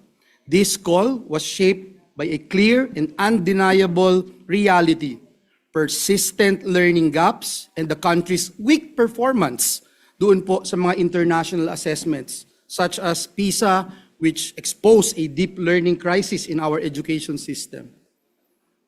Nagkaroon pa ho ng COVID-19 pandemic, which further exacerbated these long-standing weaknesses, deepening learning losses and revealing the limits of our education systems in times of crisis. Mr. President, I am so blessed, grateful, and honored to be one of the authors of Republic Act number 11899, or the Second Congressional Commission on Education Act, enacted in 2022 during the 18th Congress, which gave life to EDCOM 2. Since its inception, I have served as one of the commissioners, kabilang po ang aking panunungkulan noon bilang chairperson ng Standing Committee on Technical Vocational Education and Training at Lifelong Learning. The mandate of EDCOM 2 has been clear from the very beginning: to identify priority reforms, establish clear benchmarks, and advance laws and policies that will strengthen our education and workforce development systems. Malinaw po ang direksyon natin noon pa man. In pursuit of this mandate, we did not stop at diagnosis alone. As author and sponsor, we moved for key reforms through legislation, including EBET, or Enterprise-Based Education and Training Act, the Expanded Tertiary Education Equivalency and Accreditation Program, or ETIAP, and the Lifelong Learning Development Framework Act, measures that translate the Commission's findings into concrete and lasting reforms. Mr. President, let me end by saying today, as we rise before this plenary to present the final report of EDCOM 2, entitled Turning Point, a Decade of Necessary Reforms, it is clear that we are at a pivotal moment in our nation's history. This report is the product of 3 years of rigorous study, wide-ranging consultations, and sustained legislative work. More importantly, Mr. President, it is a call to action, from analysis to implementation, and from fragmented initiatives to a coherent and long-term national direction. Panahon na po talaga ng pagkilos. The path ahead will not be easy. Education reform demands patience, sustained support, and commitment that goes beyond political terms and administrations. Kaya nga po ngayong taon na ito, salamat sa ating mga kasamahan dito sa Senado sa pangunguna ng ating Chairperson of Finance, Senator Erwin, ang Chairperson ng ating Education, Senator Bam Aquino, at mga kasamahan natin dito sa Senado na nagtulong-tulong para mithi natin ang pinakamataas na budget for education sa kasaysayan ng ating bansa. 4.5% of our GDP. For the first time, we were able to hit that mark, Mr. President. And let me say, Mr. President, that the goal that we continue to pursue, an educated, capable, and globally competitive Filipino people, is worth every challenge and every sacrifice that this reform requires. Muli, Ginoong Pangulo, itaas po natin ang antas ng edukasyon sa ating minamahal na bayang Pilipinas. Maraming salamat po and may God bless us all. Thank you. Majority Leader. Thank you very much, Mr. President. Mr. President, we'd like to also recognize a distinguished colleague, Senator Erwin. Senator Erwin is recognized. Maraming salamat, Mr. President. Before I begin, allow me to greet the Secretary of the Department of Education, Secretary Sani Angara, who was one of the original members or original commissioners of EDCOM. In fact, he filed the first resolution to create the Second Congressional Commission on Education. And let me also greet our Executive Director, Edie Caroli. Mr. President, distinguished colleagues, it is an honor for me to stand alongside you today and beside our friends and fellow education advocates at the launch of the final report of the Second Congressional Commission on Education. The Second Congressional Commission on Education was established in 2022 with the mandate to conduct a comprehensive assessment of the country's education sector and recommend transformative, concrete, and targeted reforms to help the country become globally competitive in education and in the labor market. In the course of its mandate, the Commission conducted a system-wide review of our nation's entire education system. What it uncovered was a system in crisis. Gaps were everywhere in nutrition, the procurement of textbooks, and the quality of education itself. These compromised the learning of our youth and held them back from achieving their fullest potential. And the implication is clear. If we imperil the future of our young people, we do the same to the future of our nation.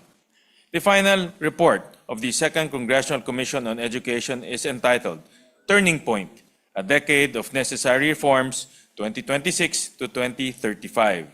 This is both appropriate and timely. It is a consolidation of the Commission's earlier work and thus more than catalog the education sector's problems. It situates them against a long-term roadmap with specific policy recommendations directed at addressing each problem, from early childhood education and development through the basic education to higher education, technical vocational education and training, and the strengthening of the teaching profession. And it accomplishes this while revealing that the gaps are systemic in nature, many of which are rooted in policy design, fragmented mandates, and long-standing institutional practice. These problems cannot solely be resolved by our educational agencies. They need sustained attention and commitment of Congress. In this regard, I place my full support behind this report and urge all of us to treat it as a shared frame of reference, an evidence-based and empirical guide to sustained reform. The heart of this final report is the National Education and Workforce Development Plan for 2026 to 2035. It is the first decadal roadmap for education in the history of the country. It recommends strategic investments in 5 priority industries: healthcare, digital technology, financial services, advanced manufacturing, and tourism. The plan further recommends expanding and strengthening career guidance in schools, accelerating industry-led curriculum development, as well as the Philippine Skills Framework. It also recommends pursuing strategic ladderization of NCs to produce higher credentialed graduates, as well as investing in the training and industry practitioners and improving the retention of returning migrants. Thirdly, the report calls for establishing model polytechnic universities, focusing on higher-level TVET programs that ladder into college degrees, among many other reforms. This report lays down our timeline, 10 years. It is longer than any term of anyone who sits in this chamber today. Hindi para sa atin ang timeline na ito. Ito ay para sa mag-aaral na nagsisimula pa lang sa kinder. Ito ay para sa mga estudyanteng hindi pa nakakapasok dahil sa sakit ng malnutrisyon. Ito ay para sa mga guro na kailangan magdoble ng shift dahil sa kakulangan sa classrooms. It is imperative then that the policies we enact stay the course and keep the systemic nature of problems we seek to address in mind. The quote from the report itself, reforms to succeed, they must transcend political cycles and remain firmly anchored on what learners need, not on shifting priorities. Education cannot restart every 3 to 6 years. Shortcuts and ad hoc solutions will not work. Thinking in silos is a recipe for failure. We have learned these lessons before. That being said, I know that we will all remain true to the long-term mission of restoring our country's education system to its rightful place among the region's best. We have already taken the first step by enacting the highest education budget in history of this country that meets the UNESCO benchmark of 4 to 6% of GDP. The 2026 education budget stands at 1.34 trillion pesos, or 3.4% of the nation's GDP. What remains now is to sustain this level of funding, to follow through by ensuring that it goes to the correct educational priorities. Mr. President, the final report of the Second Congressional Commission on Education has indeed revealed the depth of our education crisis, but it also shows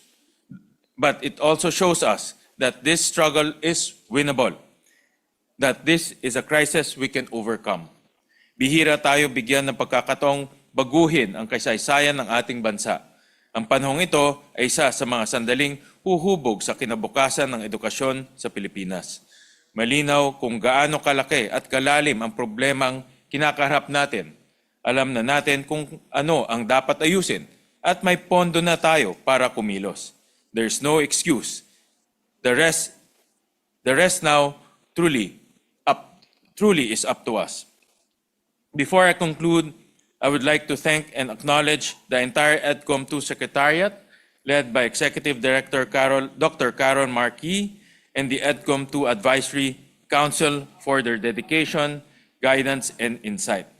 I'd also like to thank Education Secretary Sani Angara for his steadfast and visionary leadership at the Department of Education. You always do remarkable work, and with your presence and passion for education are pivotal. Your presence and passion for education are pivotal to our success. I also acknowledge my co-commissioners, Senator Joel Villanueva, Senator Alan Peter Cayetano, Senator Steve Solon, Representative Steve Solon, Representative Zia Alonto Adyong, and Representative Ana Victoria Veloso Tuason. Last but not certainly the least, I salute our co-chairperson, Senator Bam Aquino, our chairperson for the Senate Committee on Basic Education, Senator Lauren Legarda, chairperson of the Senate Committee on Higher, Technical, and Vocational Education, Representative Roman Romulo, chairperson of the House Committee on Basic Education, and Representative Jude Asidre, chairperson of the House Committee on Higher and Technical Education. I look forward to continuing our work together. Mr. President, distinguished colleagues, The final report of EDCOM 2 now stands as part of the record of this Congress. The responsibility to carry its insights forward and make them real in the lives of the Filipino learners and families is in our hands. Thank you, Mr. President. Magandang hapon po sa lahat. Majority Leader. Thank you, Mr. President. May we recognize Senator Pia Cayetano, Mr. President. Senator Pia Cayetano is recognized. No, si...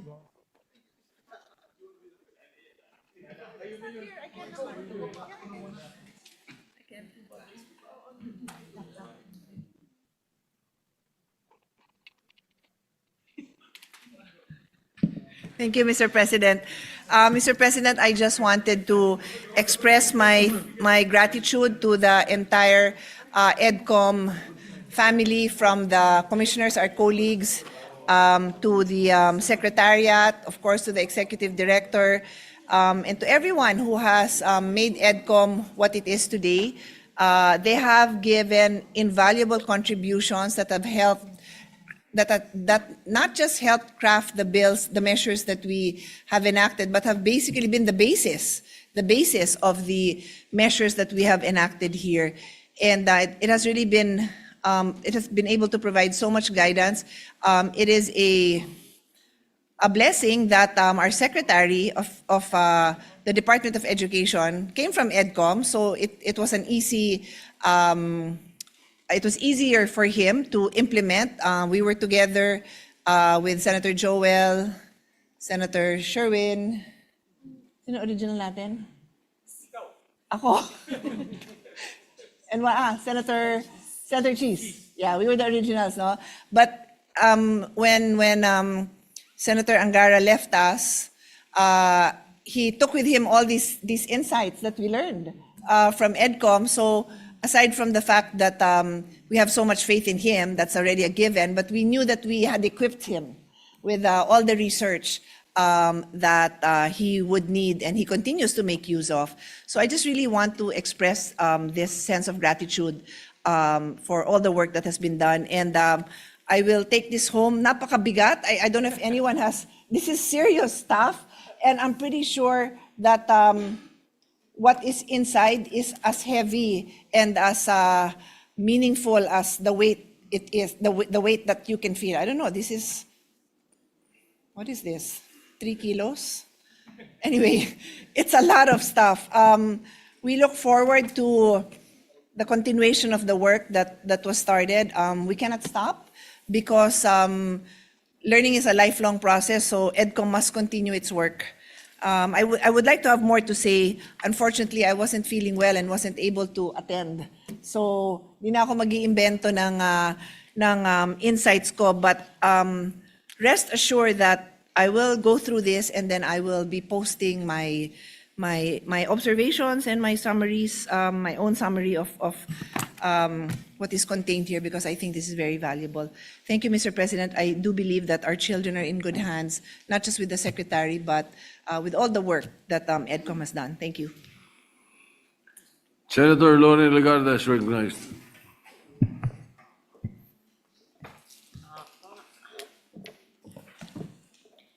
Mr. President, distinguished colleagues, partners in development, fellow Filipinos, 3 years ago, we embarked on a journey to confront the crisis.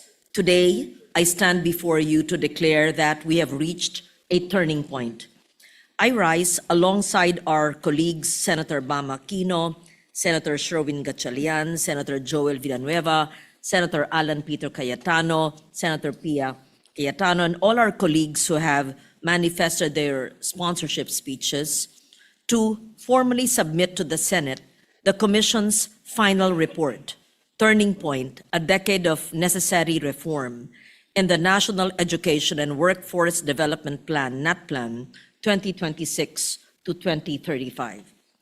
While our diagnosis was unflinching, our conclusion is undeniably hopeful. The crisis in Philippine education, while deep, is neither inevitable nor irreversible. We are not here today simply to catalog what is broken.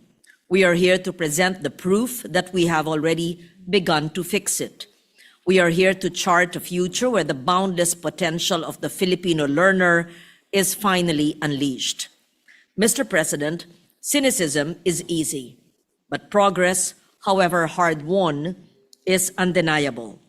In just 3 years, through the unprecedented collaboration between the executive and legislative branches, we have achieved what many thought was impossible. We have proven that the system can move. We have backed our vision with historic resources. For fiscal year 2026, we have secured a budget through our chair, Senator Erwin, 1.37 trillion for the education sector, the highest allocation in our history, reaching more than 4% of our GDP, inching closer to the global benchmark. We are no longer just talking about prioritizing education, we are funding it. We have restored equity to our free education. We discovered that our tertiary education subsidy was drifting away from those who needed it most. We acted. Because of our interventions, the share of the poorest beneficiaries, those from 4Ps and listahanan households, has surged from a low of 23% in year 2022 to 61% in 2024. We are putting the public back in public service. We have delivered landmark legislation. We did not just study the problems, we legislated solutions. We have passed 10 landmark laws in record time. As a chair of the Committee on Higher Technical and Vocational Education, and I've learned from many of the previous chairs, we must highlight the specific findings that affect our tertiary and workforce development sectors. For too long, our students have faced dead ends instead of open doors. We found a system rigid in its credentialing, where a skilled worker cannot easily transition to a college degree, and where a college graduate often lacks the job-ready skills demanded by the industry. We found that TESDA's mandate has drifted. Created as an authority to oversee skills development, it has become overwhelmed by its expanded mandate since 1994, as well as with direct training provision, consuming 40% of its budget, while its devolution to local governments remains unfulfilled after 30 years. We found a scholarship system that, until recently, failed to target the poorest, with the bulk of funds supporting low-level qualifications rather than the higher-level skills our economy needs. In higher education, we saw a Commission on Higher Education burdened by an explosion of mandates, 164 new laws giving it additional responsibilities since its creation in 1994, transforming it from a policy-making body into a massive financial service provider. We saw a lack of strategic direction, where state universities and colleges expand programs without a unified national plan, with increasingly duplicated programs with local and private colleges and universities. Against this backdrop, 10 regions do not have a single provider of a program in pharmacy, 13 in dentistry, 2 in early childhood education, and 14 in speech pathology. Meanwhile, in TVET, 14% of our trainees complete bread and pastry making and 15% in driving, as industry leaders lament the lack of well-trained workers in manufacturing, healthcare, and digital technology. These are symptoms of an education system that far too long has not been responsive to the needs of our people. However, Mr. President, this report is not a eulogy for our education system. It is a testament to resilience and the possibility of reform. I am filled with optimism for the future of our workforce. In the 19th Congress, we passed the enterprise-based education training framework, addressing many of the bottlenecks faced by the Dual Training System Act of 1994. This is a game changer. We are opening the doors for industries to be co-authors of our curriculum, ensuring that training leads directly to jobs. We are creating a system where diploma is a passport to employment, not a document of uncertainty. Most recently, The passage of the Lifelong Learning Development Framework Act has addressed this issue. We are building a country where education does not end at graduation. We are creating a system where a skilled worker can return to school, a college dropout can gain certification, where every Filipino can upskill and reskill throughout their lives. We are also breaking down the silos with the creation of the Education and Workforce Development Group, following the joint concurrent resolution advocated by EDCOM, adopted by both houses, DepEd, CHED, and TESDA, are finally sitting at the same table, planning with a single purpose. We're moving towards a seamless system where a student can climb from a national certificate to a master's degree without hitting dead ends. The document we submit today, the National Education and Workforce Development Plan for 2026 to 2035, is our covenant for the next decade. It is a plan anchored on the belief that the Filipino talent is indisputable. Across the world, Filipinos thrive even in the most demanding environments. Imagine what our youth can achieve if their own country finally gives them the support they deserve. This plan is not just a list of targets, it is a promise that we will fix the foundations, ensuring every child is nourished and reading by grade 3. A promise that we will value our teachers, unburdening them from administrative tasks so they can do what they do best, which is teach. A promise that we will align our training with the future, preparing our youth for high-value industries like healthcare, digital technology, and many more. Mr. President, we continue our work not with despair, but with a profound sense of possibility. The window for reform is open. The momentum is on our side. It is up to each of one of us to respond to this call with urgency, fueled by our faith in the potential of our youth as well as the responsibility of our generation to fix a broken education system so that they can fulfill their potential. As stated in the report, and I quote, "We shall fashion the frailty of our circumstances into a ladder that allows us to climb great heights and usher the Filipino youth upwards," unquote. Let this final report be the map. Let the National Education and Workforce Development Plan be our compass. Let our collective political will be the engine that drives this nation forward. The turning point indeed is here. The future can be bright, and the best days of Philippine education are ahead of us, so long as we respond with urgency, discipline, and unity. I therefore proudly submit, together with my esteemed colleagues, the EDCOM 2 final report. Thank you, Mr. President. Thank you. Majority Leader. Thank you, Mr. President. And also, Senator Mark Villar would like to put his manifestation or insert into the records his manifestation on the EDCOM 2 report. All right, so inserted into the records. Thank you, Mr. President. And I'd just like to put on record my elation I found in page 441 of the report, of the committee report of EDCOM, that they had highlighted the municipality of ours in Bukidnon, Manolo Fortich, under Joman Alba and Mayor Quino, very progressive leaders. They're highlighting the example on how LGU-led investments in nutrition governance can produce significant improvements in child health, Mr. President.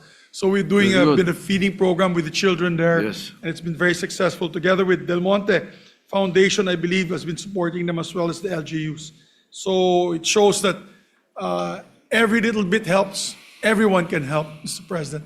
And I just want to just manifest this short message of mine, Mr. President, for the record.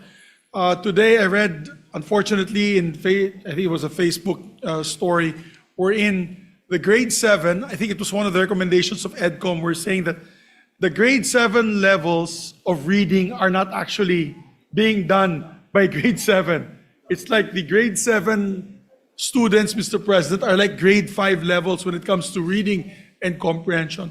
A lot of that has to do, my dear colleagues, with social media.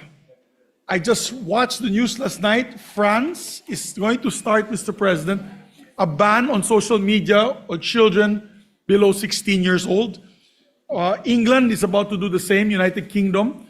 Also, Australia has already done it.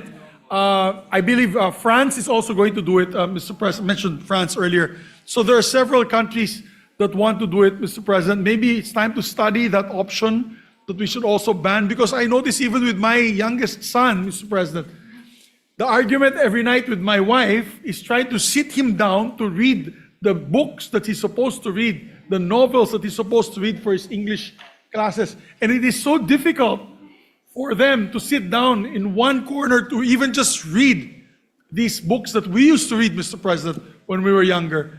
Now everything is 30 seconds. Everything in social media is 30 seconds, 30 seconds, 30 seconds.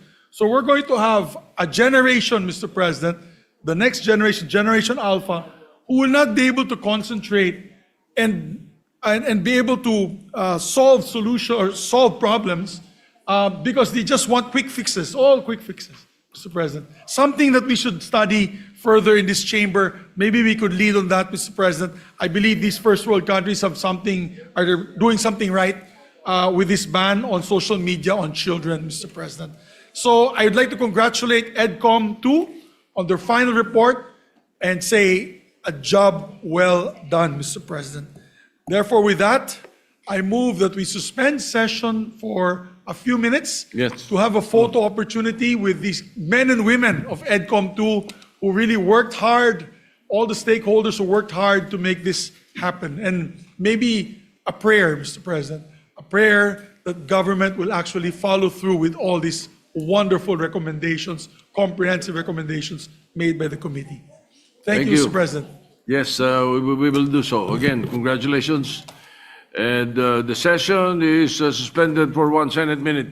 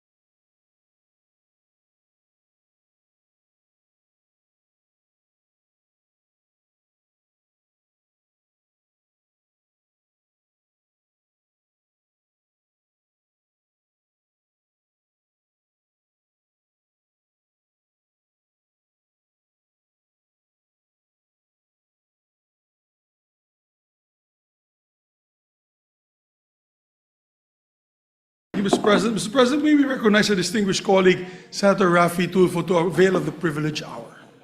Senator Rafi Tulfo is recognized for the privilege hour. Thank you, Mr. President. Distinguished colleagues, I speak before you today on a matter of personal and collective privilege. I would like to raise an alarm regarding the continued dredging activities in our country.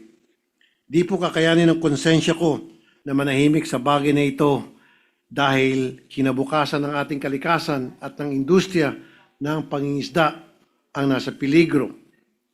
Mr. President, with almost 10% of the world's coral reefs, large swaths of mangrove forest, and more marine protected areas than any other country, the Philippines is considered the center of global coral ecosystem biodiversity.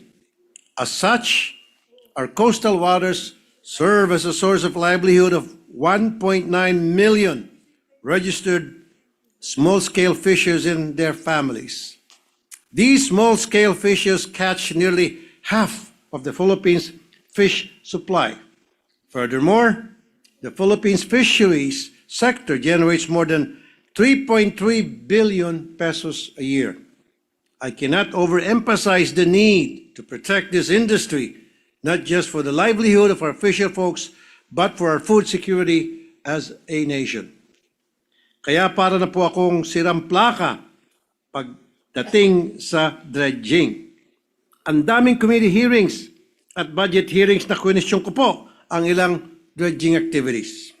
Nagsimula po ito nung lumapit sa aking opisina ang ilang concerned citizens ng Zambales na naalarma sa tuloy-tuloy na dredging activities na sinasagawa sa kanilang bayan. Nasisira po ang kanilang dalampasigan na dating dinadayo ng mga turista. At ang marine ecology ay apektado kaya damay pati ang fishing livelihood. Before, the production of bangus and bangus fish fry provided local fishing communities with earnings of at least 5,000 to 13,000 pesos per day for fishers. But the quality of the water and the marine habitat has changed and their harvest has been affected. Ang sinasagawang dredging doon ay protektado ng LGU ng Zambales, kasamang DPWH at naaprubahan ng DNR bilang river restoration noong 2021 pa daw. Pero bakit nasa dagat na ang mga dredging vessels? Bakit naghahakot na lang sila ngayon ng buhangin? Bakit hindi matapos-tapos ang river restoration? Sa tingin ko po, hindi na ito river restoration kasi mismo ang provincial government ng Zambales ang nagmamalaki at nagmamayabang na ang main source na income nila sa kanilang probinsya ay ang dredging at quarrying. Pagkatapos po ng Zambales, sunod-sunod na ang mga lumapit sa akin na reklamo tungkol sa dredging. Sa Mamburao, Occidental Mindoro, pareho po ang kwento. The dredging is allegedly for river restoration by the provincial government to prevent flooding. However, locals report that the dredging is occurring about 1,500 meters from the river mouth in the sea, indicating a different purpose, such as extracting sand for commercial use.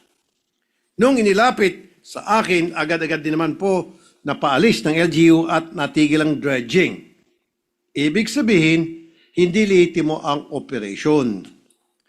May lumapit din po sa amin na taga Gloria Oriental Mindoro. Ganon din po ang kwento. Fundraising ng LGU disguised as river restoration. Mr. President, ang nangangamba sa mga dredging operations na ito ay ang ating mga mangingisda. But despite the importance of the Philippine coastal fishing sector, they are not protected from these dredging operations. Large-scale fishers' average catch per day has decreased steadily for decades. They now spend more time at sea, going further and further from home for small yields. Mr. President, I fully understand that there are several circumstances when dredging is needed, including the maintenance of waterways for ships, as well as the cleaning of pollutants in bodies of water surrounding cities. However, environmental groups have flagged that excessive dredging can lead to environmental harm, particularly the destruction of marine life. Kaya nilapit po namin ito, mga dredging activities sa Bureau of Fisheries and Aquatic Resources o BFAR. Binigyan namin sila ng mga listahan ng dredging projects galing sa DNR upang alamin kung apektado ba ang mga ating mga mangingisda. BFAR acknowledged that it was often not consulted or involved in the planning, implementation, or monitoring of DPWH-led dredging projects. BFAR reported documented impacts on fisheries, including saltation, turbidity, mangrove damage, and disruption of fishing grounds. After requiring its regional offices to conduct an investigation, BFAR flagged 12 questionable dredging activities in rivers and coastal areas from Pangasinan, Ilocos Norte, Cagayan, Nabota, Zambales, Oriental Mindoro, Occidental Mindoro, Sultan Kudarat, and South Cotabato. In its report, stated the following findings. Number 1, lack of environmental compliance. Multiple dredging projects were undertaken without ECCs or without ECCs being shared with BFAR. Impact on fisheries were not integrated into environmental assessments. Number 2, absence of BFAR clearance. The projects often proceeded without BFAR's letter of number objections or LONO. That's why BFAR was not able to conduct fisheries impact assessment, impose safeguards, or monitor compliance with regulations. Number 3, weak interagency coordination. DPWH, LGUs, and private contractors implemented projects without formal coordinations with BFAR. Thus, BFAR involvement was often reactive, triggered only by complaints or Senate inquiry. And number 4, fisher folks marginalization.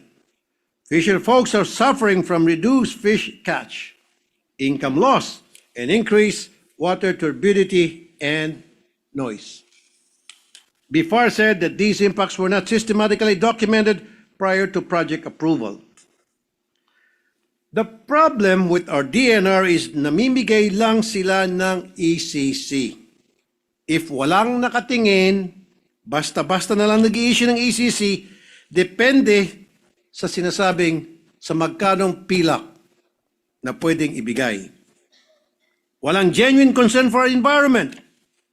An example is a year ago, the DNR canceled the ECC of a 51-hectare reclamation project in Coron, Palawan. The cancellation was too late because hectares of coral reef and seagrass beds had already been destroyed.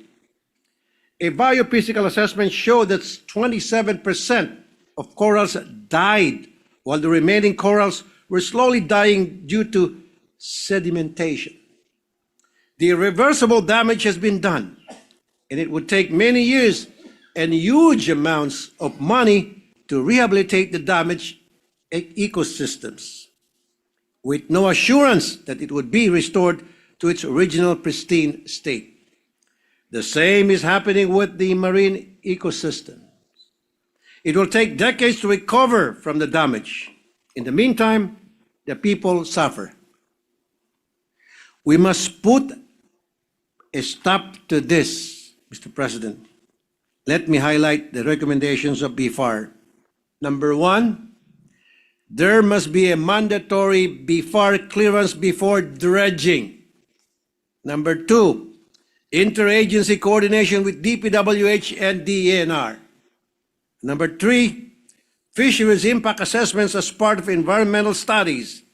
And number 4, joint monitoring enforcement. My office will look into filing a bill that would establish policies to limit sand extraction directly from beaches and their nearshore zones, prohibit offshore dredging near sediment-starved coasts, use sediment budget studies and shoreline change maps before any extraction is approved, restore reefs and mangroves to help retain sediments and reduce wave energy, And finally, we must engage local communities in monitoring and beach profiling to detect early signs of erosion. And this should not be superficial regulations as being done by DNR. Dapat itigil na ng DNR ang pagiging reactive lang. Dapat po ay proactive. Hindi yung maghihintay lang kung may magreklamo. We have a relatively new DNR Secretary, Secretary Popoy Lutilla. I worked well with him nung sa Department of Energy pa po siya. I hope that he is genuinely for the environment, di tulad nung nakaraang Secretary. That he is protecting our future for the next generation. Because when it comes to our environment, what's done is done. The only remedy we have is prevention. I hope for the support of my colleagues. Thank you, Mr. President. Joel Leader, we see the hands raised by Senator Erwin Tulfo and then Senator Lorna Legarda. Senator Erwin Tulfo was first. You're recognized. Thank you, Mr. Chair. With the indulgence of Senator Lauren Legarda. Pinapahayag ko po ang aking buong suporta at pakikiisa sa mga mangingisda ng Zambales na nagpahayag ng seryosong pangamba kaugnay ng patuloy na dredging operations sa kanilang mga baybayin na malinaw po na nakaapekto sa kanilang kabuhayan at sa kalusugan ng ating yamang dagat. Kung papahintulutan po nating magpatuloy ang ganitong mga gawain, wala nang malinaw na pananagutan. Mabibigo po tayong tuparin ang ating tungkulin ay pagtanggol ang kapakanan ng mamayan at ang karapatan ng sambayanan sa balanced and healthful ecology na malinaw na itinakda ng ating saligang batas. Umaasa po ako na tinatawagan ng pansin ang Department of Environment and Natural Resources. Galaw-galaw naman po dyan at kumilos, baka kayo po ay ma-stroke. Ang dami na po nating mga problema, ang dami pong mga issues. Patungkol po, lately dito po sa Cebu, nagumuho po. Hindi ko po maintindihan bakit pinayagan na magtayo ng isang gusali. Sa likuran nito ay isang gabundok na basura kung saan marami po ang namatay. And before that, Mr. President, yung problema din po dito sa Sierra Madre, hindi pa po nagagawa ng solusyon. Patuloy po ang pagkakalbo ng ilang mga minahan dyan sa lugar na yan. At marami pa pong iba, Ginoong Pangulo. Kaya po, panawagan ko po sa DNR na kumilos na bago mahuli ang lahat. Ganon din po, umaasa po ako sa ating Senate Committee on Environment na matutukan po ang usaping ito. Maraming salamat po, Mr. President. Senator Lorna Legarda is recognized.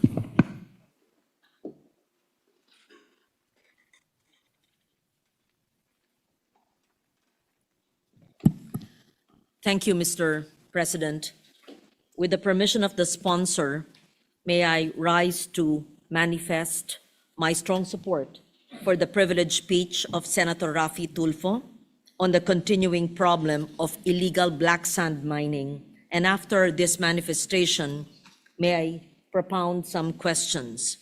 The issue raised involves serious environmental damage, the erosion of coastal protection, the steady destruction of livelihoods of our small fisher folks who depend on healthy nearshore ecosystems.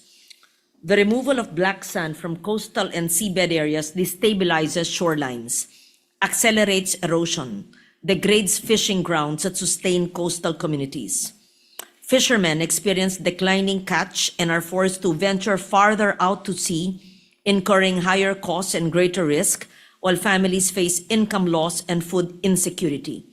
Coastal ecosystems that once served as natural buffers against storm surge and flooding are weakened, exposing nearby communities to greater harm during extreme weather events. Given this impact, the government must be steadfast in ensuring that activities involving black sand extraction are totally prohibited. The environmental and social cost far outweigh any claimed economic benefit, particularly when these activities compromise our food security, disaster resilience, and the long-term sustainability of our marine resources. Accountability must extend beyond private operators. Local government units that allow, tolerate, or fail to prevent these activities within their jurisdiction should be held to account. I therefore support the full investigation, firm legislative and regulatory action to prohibit black sand mining and the imposition of responsibility on all parties involved, including public officials who have allowed these practices to persist. The Senate must act decisively to protect our coastal communities, uphold environmental stewardship, and affirm that our natural resources are held in trust for the Filipino people. So I would like to extend and convey my support to the good sponsor for having brought this to the Senate's attention today, because according to Oceana, an international organization focused on oceans, around 98% of Philippine coral reefs are under threat, and about 70% are high to very high risk due to climate change, overfishing, and coastal pressures, underscoring the need for urgent protection. You mentioned about dredging, we talked about black sand mining, even coral reefs, which are the home, the ecosystem of the fish that our fisher folks catch for their daily needs, is at risk as well. Ako po ay nakikiisa sa inyo sa pag-imbestiga ng lahat ng nagaganap na illegal na dredging o maski legal na siyang nakakasira sa ating ecosystem at nakakaapekto sa kinakain ng ating mga mangingisda. Binanggit din ni Senator Erwin Tulfo ang pangangailangan sa pagsiyasat, gaya ng sabi nyo, bagamat tama ang dredging sa ibang bagay. Of course, riverbeds sometimes have to be dredged, lakes have to be dredged. But what Senator Erwin Tulfo mentioned na hindi lang to environmental aspect, o kayo ba ang nagbanggit? I don't know which Tulfo mentioned this, but it must have a BFAR clearance as well, because it may be environmentally legal, but what if it affects our food from the ocean? So kailangan po ay maliwanag na koordinasyon ayon sa siyensya, ayon sa pagkain, ayon sa hinuhuli ng ating mga mangingisda. I recall there's this group in Zambales. I'm not sure if it's the same group that has been asking you, that has been complaining about black sand mining. I brought it up several times to the DNR, but they claim that the group complaining do not belong to that area or do not own the land. And they said that this black sand mining is part of the dredging operation to improve the ecosystem. So it's not clear to me. And whether the people complaining have a valid legal title to the land is beside the point.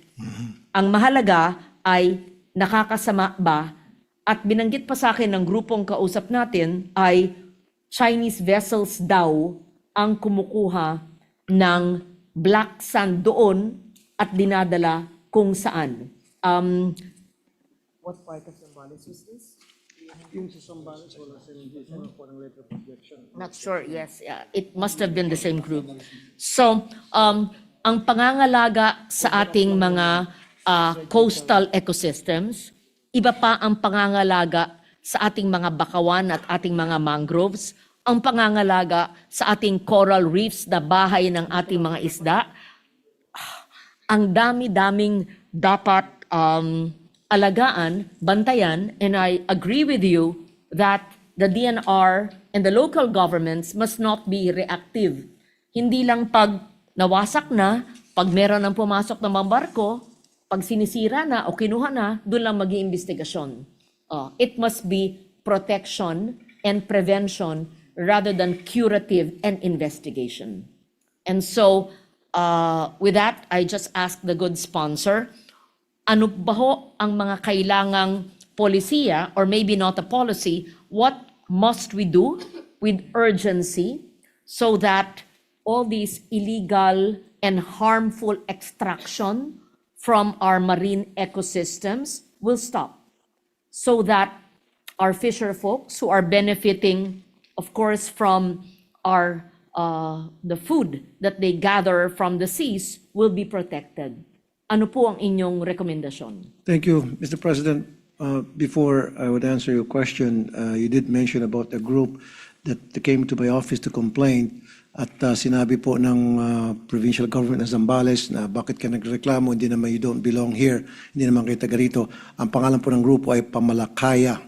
And itong grupong ito ay very concerned sa ating environment, although some of them do belong to that area and others does not. Pero ang maganda rito, sila po ay isang grupo na mayroong pagmamahal sa ating kalikasan.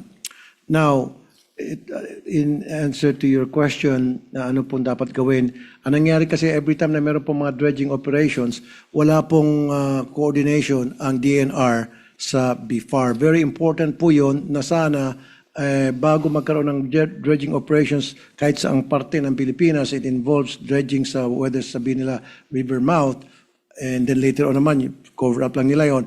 Ang target talaga nila, Lacson, like you said, then yung sa dagat na, and then naapektuhan yung mga coral reefs. Dapat merong letter of no objections from the BIFAR. Ang nangyari kasi, more often than not, sila po ay gumagawa ng dredging at wala man lang paalam o coordination with BIFAR. At ang masama pa nito, itong mga nagde-dredge, gumagawa ng dredging, Black Sand, mga Chinese vessels, tama po kayo, at yung mga buhangin natin dito, yung mga Black Sands dito, dinadala sa China. So kinukuha na nga nila yung West Philippine Sea, pati ba naman yung mga buhangin natin, kukunin pa rin nila. Pati yung mga isda natin, papatay nila. So it is really very important that BIFAR has to be consulted, and BIFAR needs to inspect and assess kung hanggang saan lang ba pwede mag-dredge yung isang nag-apply ng permit for dredging.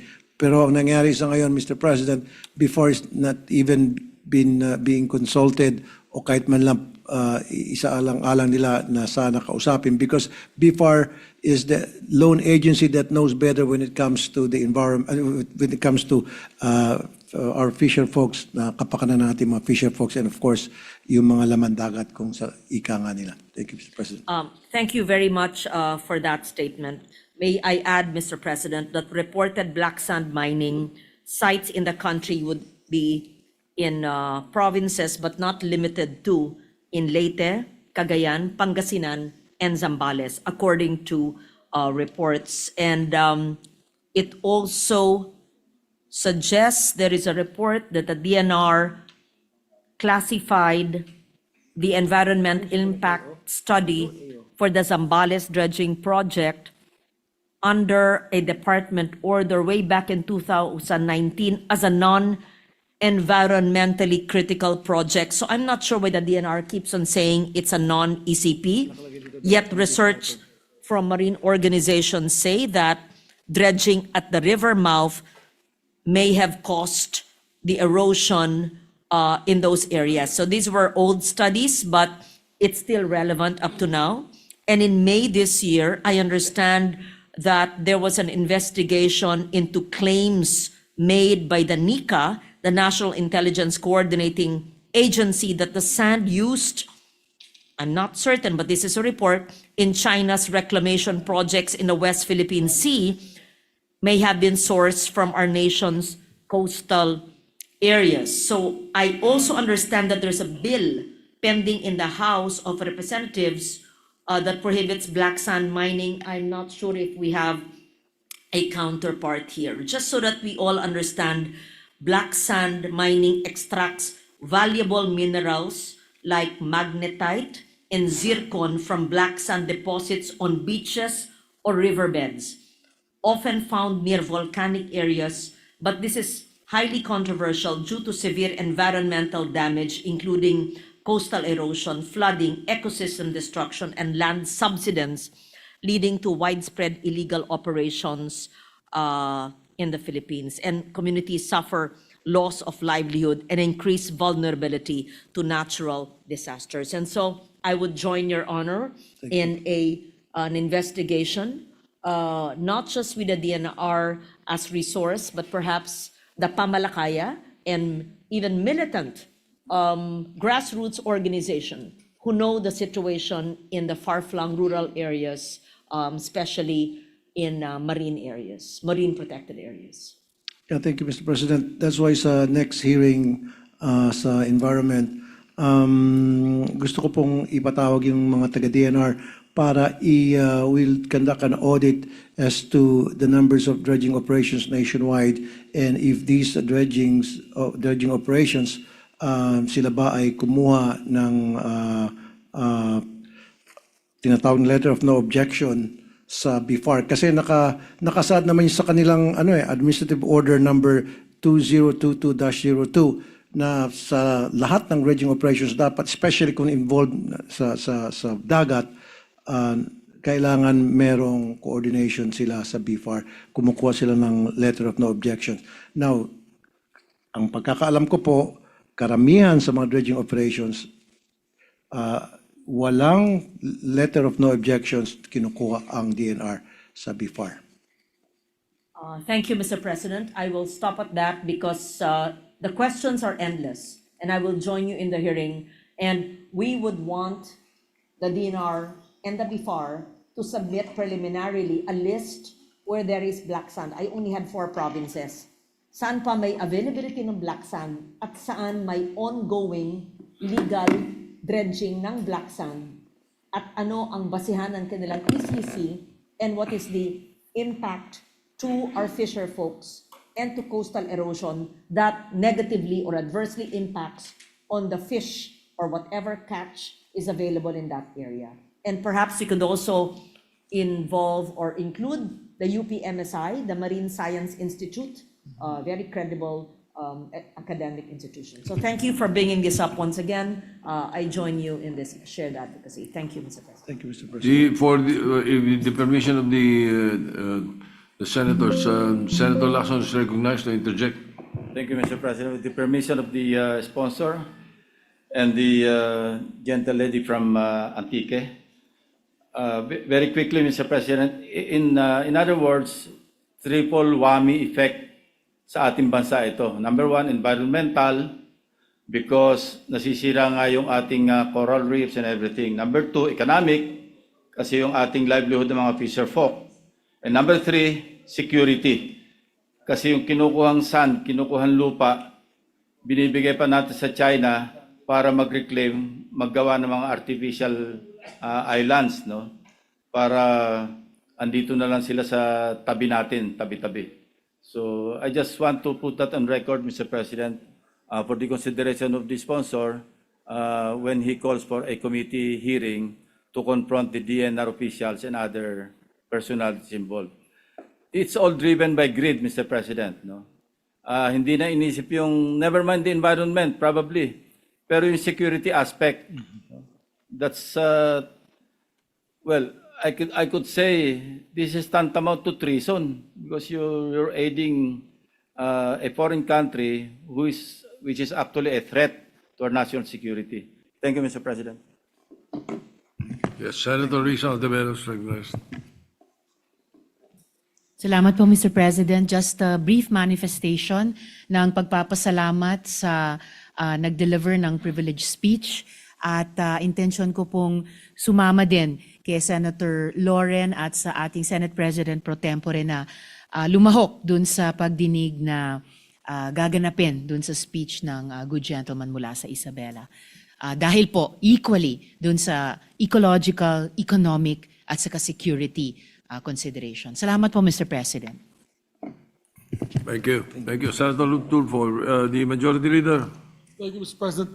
Mr. President, I move that the speech and all the accompanying manifestations and remarks and discussions of our colleagues be referred to the Committee on Environment and Natural Resources and Climate Change. I so move, Mr. President. Any objection? Hearing none, so referred. And with that, we'd like to complete the election of members of the committee so that they can have a hearing right away, Mr. President. Pursuant to Rule 10, Section 13 of the Rules of the Senate, I move to elect the following committee members. For the Committee on Environment, Natural Resources, and Climate Change, on the part of the majority, Senators Pia Cayetano, Senator Erwin Tulfo, Senator J.V. Ejercito, Senator Risa Ontiveros, Senator Wing Gatchalian, Senator Manuel Lito Lapid, Senator Lauren Legarda, Senator Pangilinan, Senator Mark Villar, and Senator Bam Aquino. I so move, Mr. President. Any objection? Hearing none, motion's approved. And Mr. President, upon the instruction of the chairperson, Senator Camille Villar, I manifest the designation of Senators Pia Cayetano, Senator Ronald Bato de la Rosa, Senator Erwin Tulfo as vice chairpersons of the Committee on Environment and Natural Resources and Climate Change. I so move. Any objection? Hearing none, approved. I believe it's only been read now because the chairperson was on maternity leave, Mr. President, maternity leave. And for the Committee on Ethics and Privileges, I move to elect anew the following members of the part of the minority. I think they're going to,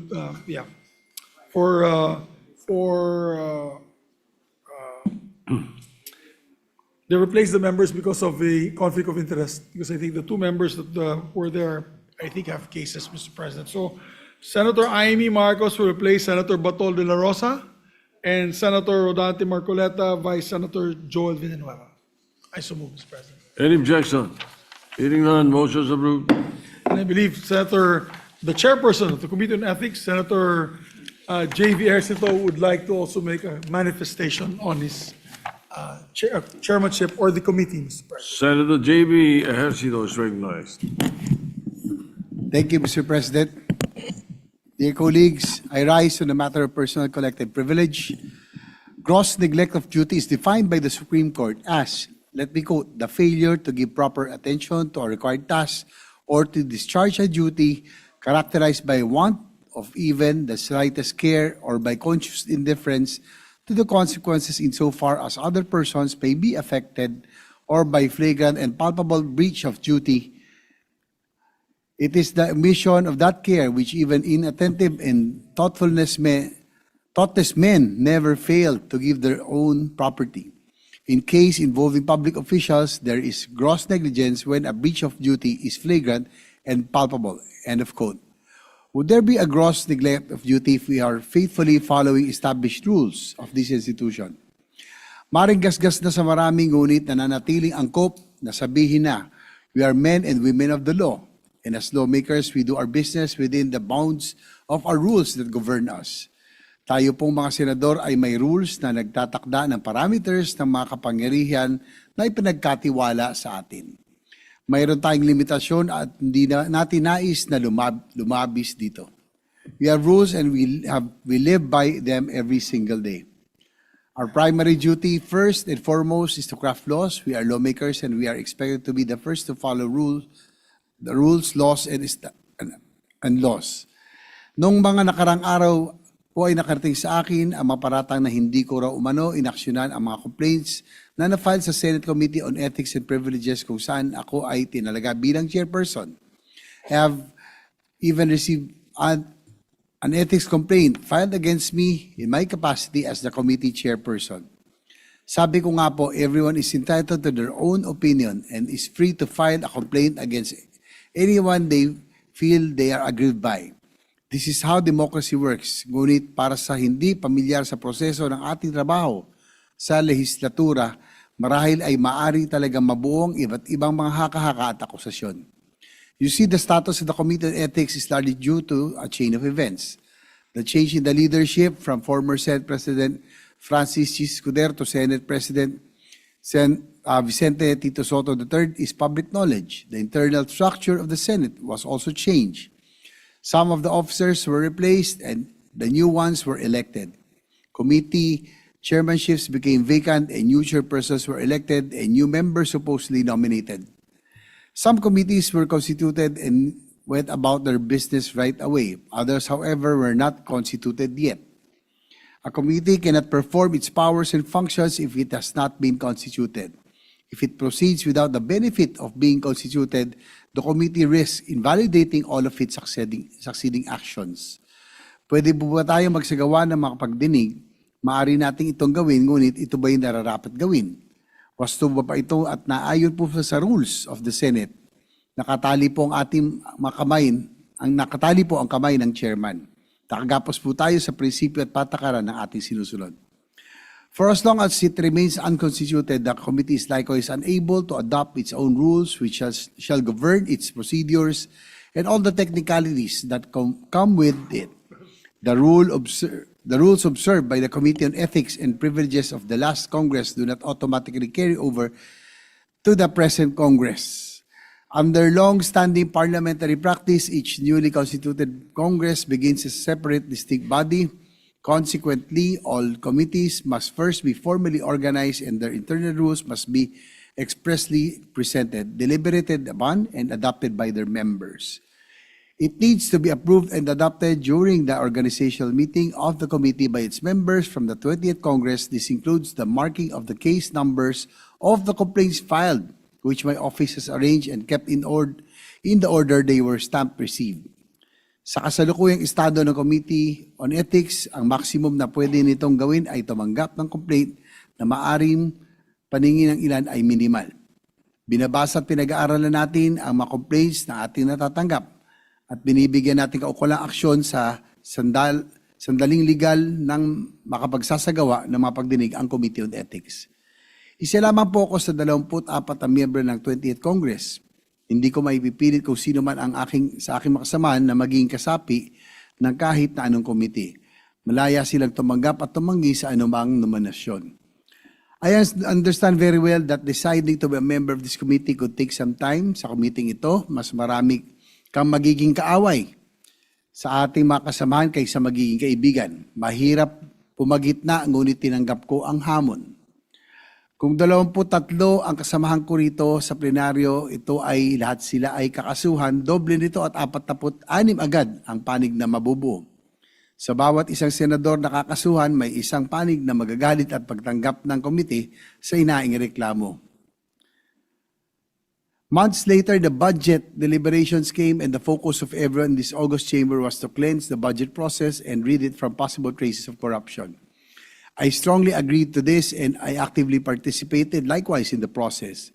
Meanwhile, the Committee on Ethics remained unconstituted still because the complete members have not yet been elected in plenary. Sa kasamaang palad po, nung kasagsagan ng pagtalakay at debate sa 2026 budget sa Bicameral Conference ay tinamaan po ako ng sakit. Na-hospital po ko ng halos ilang linggo, ngunit pinilit ko pa rin na natin makadalo sa iba't ibang mga hearing via teleconference. At sa sandali po na pinayagan ako ng ating doktor ay agad ako dumalo sa YCAM. Hindi ko po binabanggit ang aking pagkakasakit upang magdahilan o iabsuelto ang aking sarili mula sa mga bintang laban sa akin.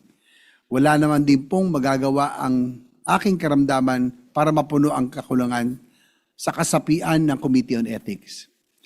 Ang gusto ko lang pong bigyan din ay sa kabilang ng pagkakasakit, hindi naman po tumigil ang aking committee sa pagtanggap ng mga reklamo. At kung constituted naman po ang committee ay naaksyonan po natin ang mga complaints na natanggap. At kung naaprubahan ng mga magiging member ng Ethics Committee, akin pong imumungkahan sana na first in, first out policy. It is not my sickness that limited the work of the Committee on Ethics, but its non-constitution due to incomplete membership that can only be remedied during plenary. Before the BICAM of the 2026 budget, the session was suspended and the time ran out. And time clearly is beyond our control in the same very way that a senator's willingness to become a member of the Committee on Ethics is beyond my control. At the risk of repeating myself, I wish to emphasize the Committee on Ethics cannot proceed if it is not constituted. Its constitution is dependent upon the completion of the roster of members. As chairman, I cannot exercise powers that I do not possess and have yet to exist. How can I grossly neglect a duty that is not yet there? Logic dictates one can only give one has.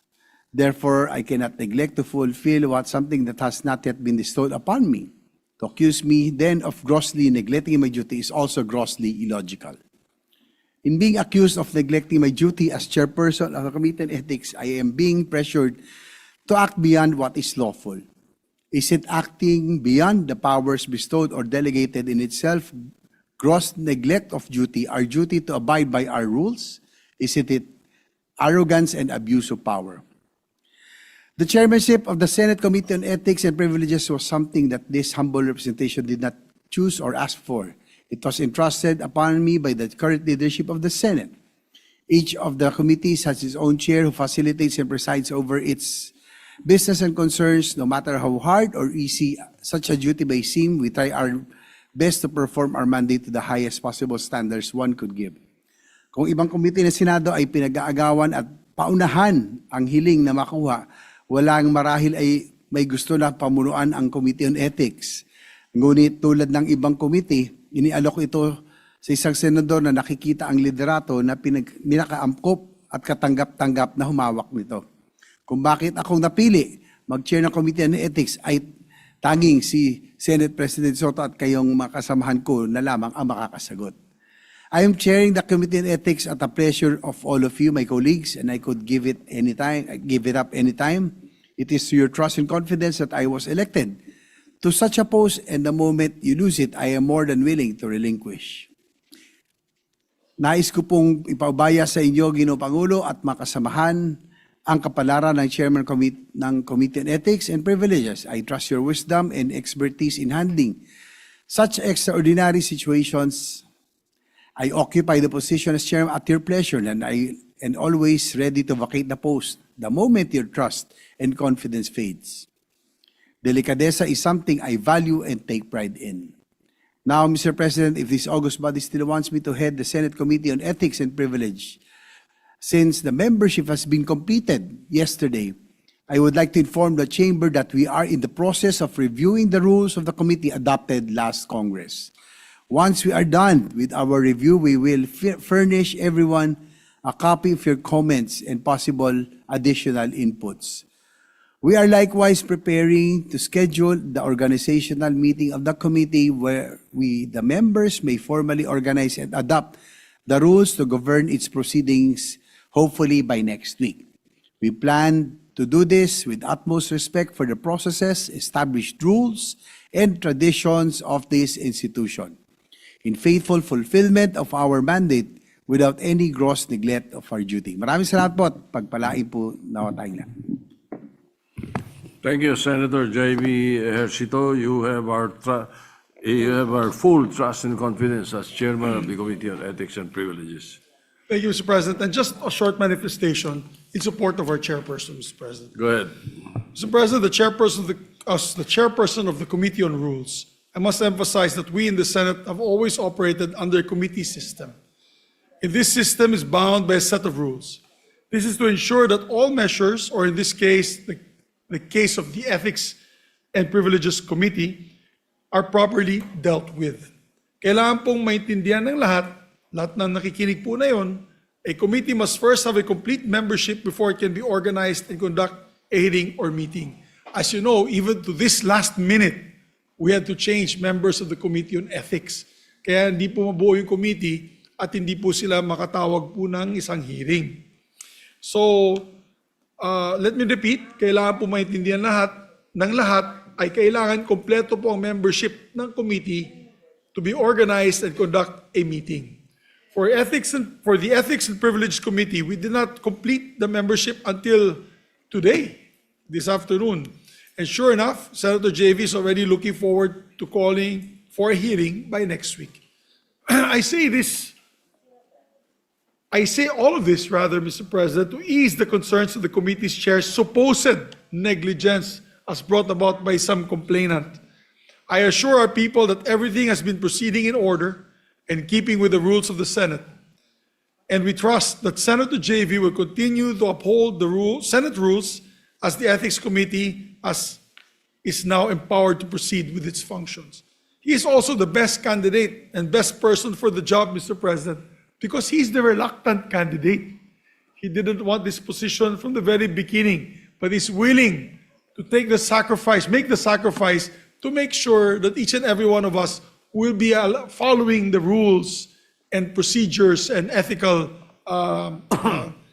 standards of this great institution.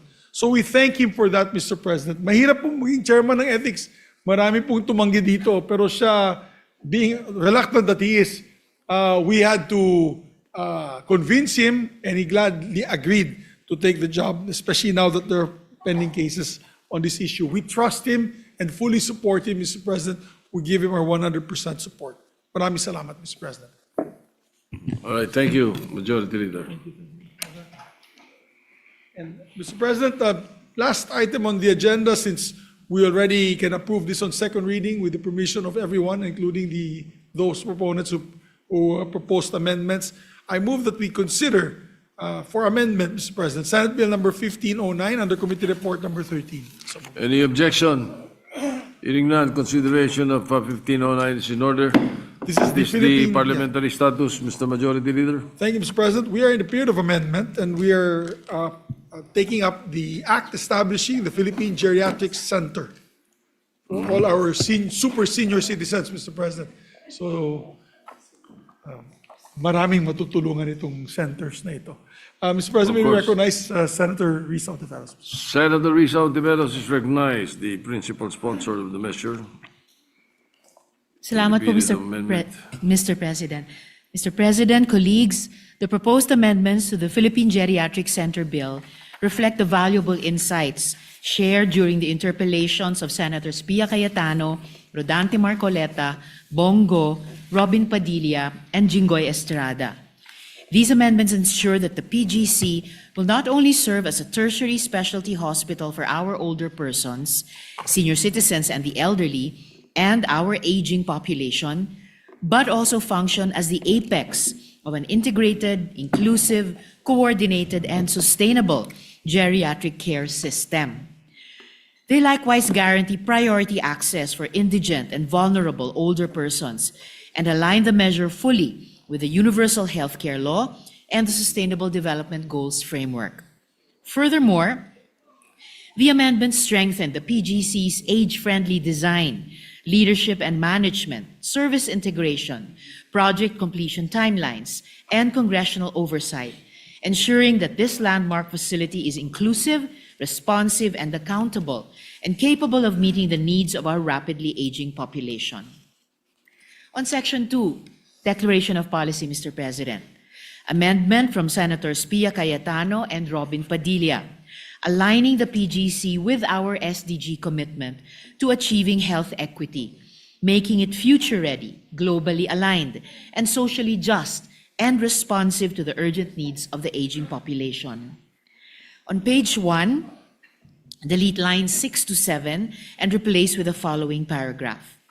Towards this end, the state shall adopt an integrated, inclusive, and comprehensive approach to health development in accordance with the Sustainable Development Goals, SDGs, particularly SDG 3, which seeks to ensure healthy lives and promote well-being for all at all ages. It shall uphold the principles of equity and social justice by ensuring equitable and sustained access to quality, affordable, and age-appropriate health services by institutionalizing a comprehensive, integrated, coordinated, and sustainable geriatric care system, which will facilitate the establishment of a specialized teaching hospital and other geriatric health facilities for older persons and the aging population, particularly those who are poor, indigent, marginalized, or living with chronic and complex health conditions. I so move, Mr. President. Just a slight clarification. Yes, Mr. President. You said lines 6 to 7. Do you mean 6 to 9? I'm sorry, Mr. President. I do mean delete line 6 to 9 and replace 6 with to this 9. paragraph. All right. Yes, Mr. Any President. objection? Hearing none. The amendment is approved. Thank you, Mr. President. On Section 3, Philippine Geriatric Center, amendment from Senator Pia Cayetano and this representation to ensure that PGC delivers specialized, state-of-the-art care while promoting healthy aging through accessible programs and patient-friendly facilities, thereby upholding dignity and holistic well-being for senior citizens.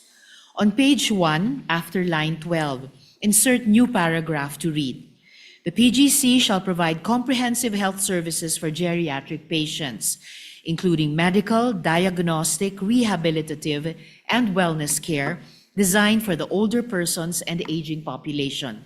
It shall be fully equipped with state-of-the-art equipment and facilities complemented by adequately trained and competent human resources for health.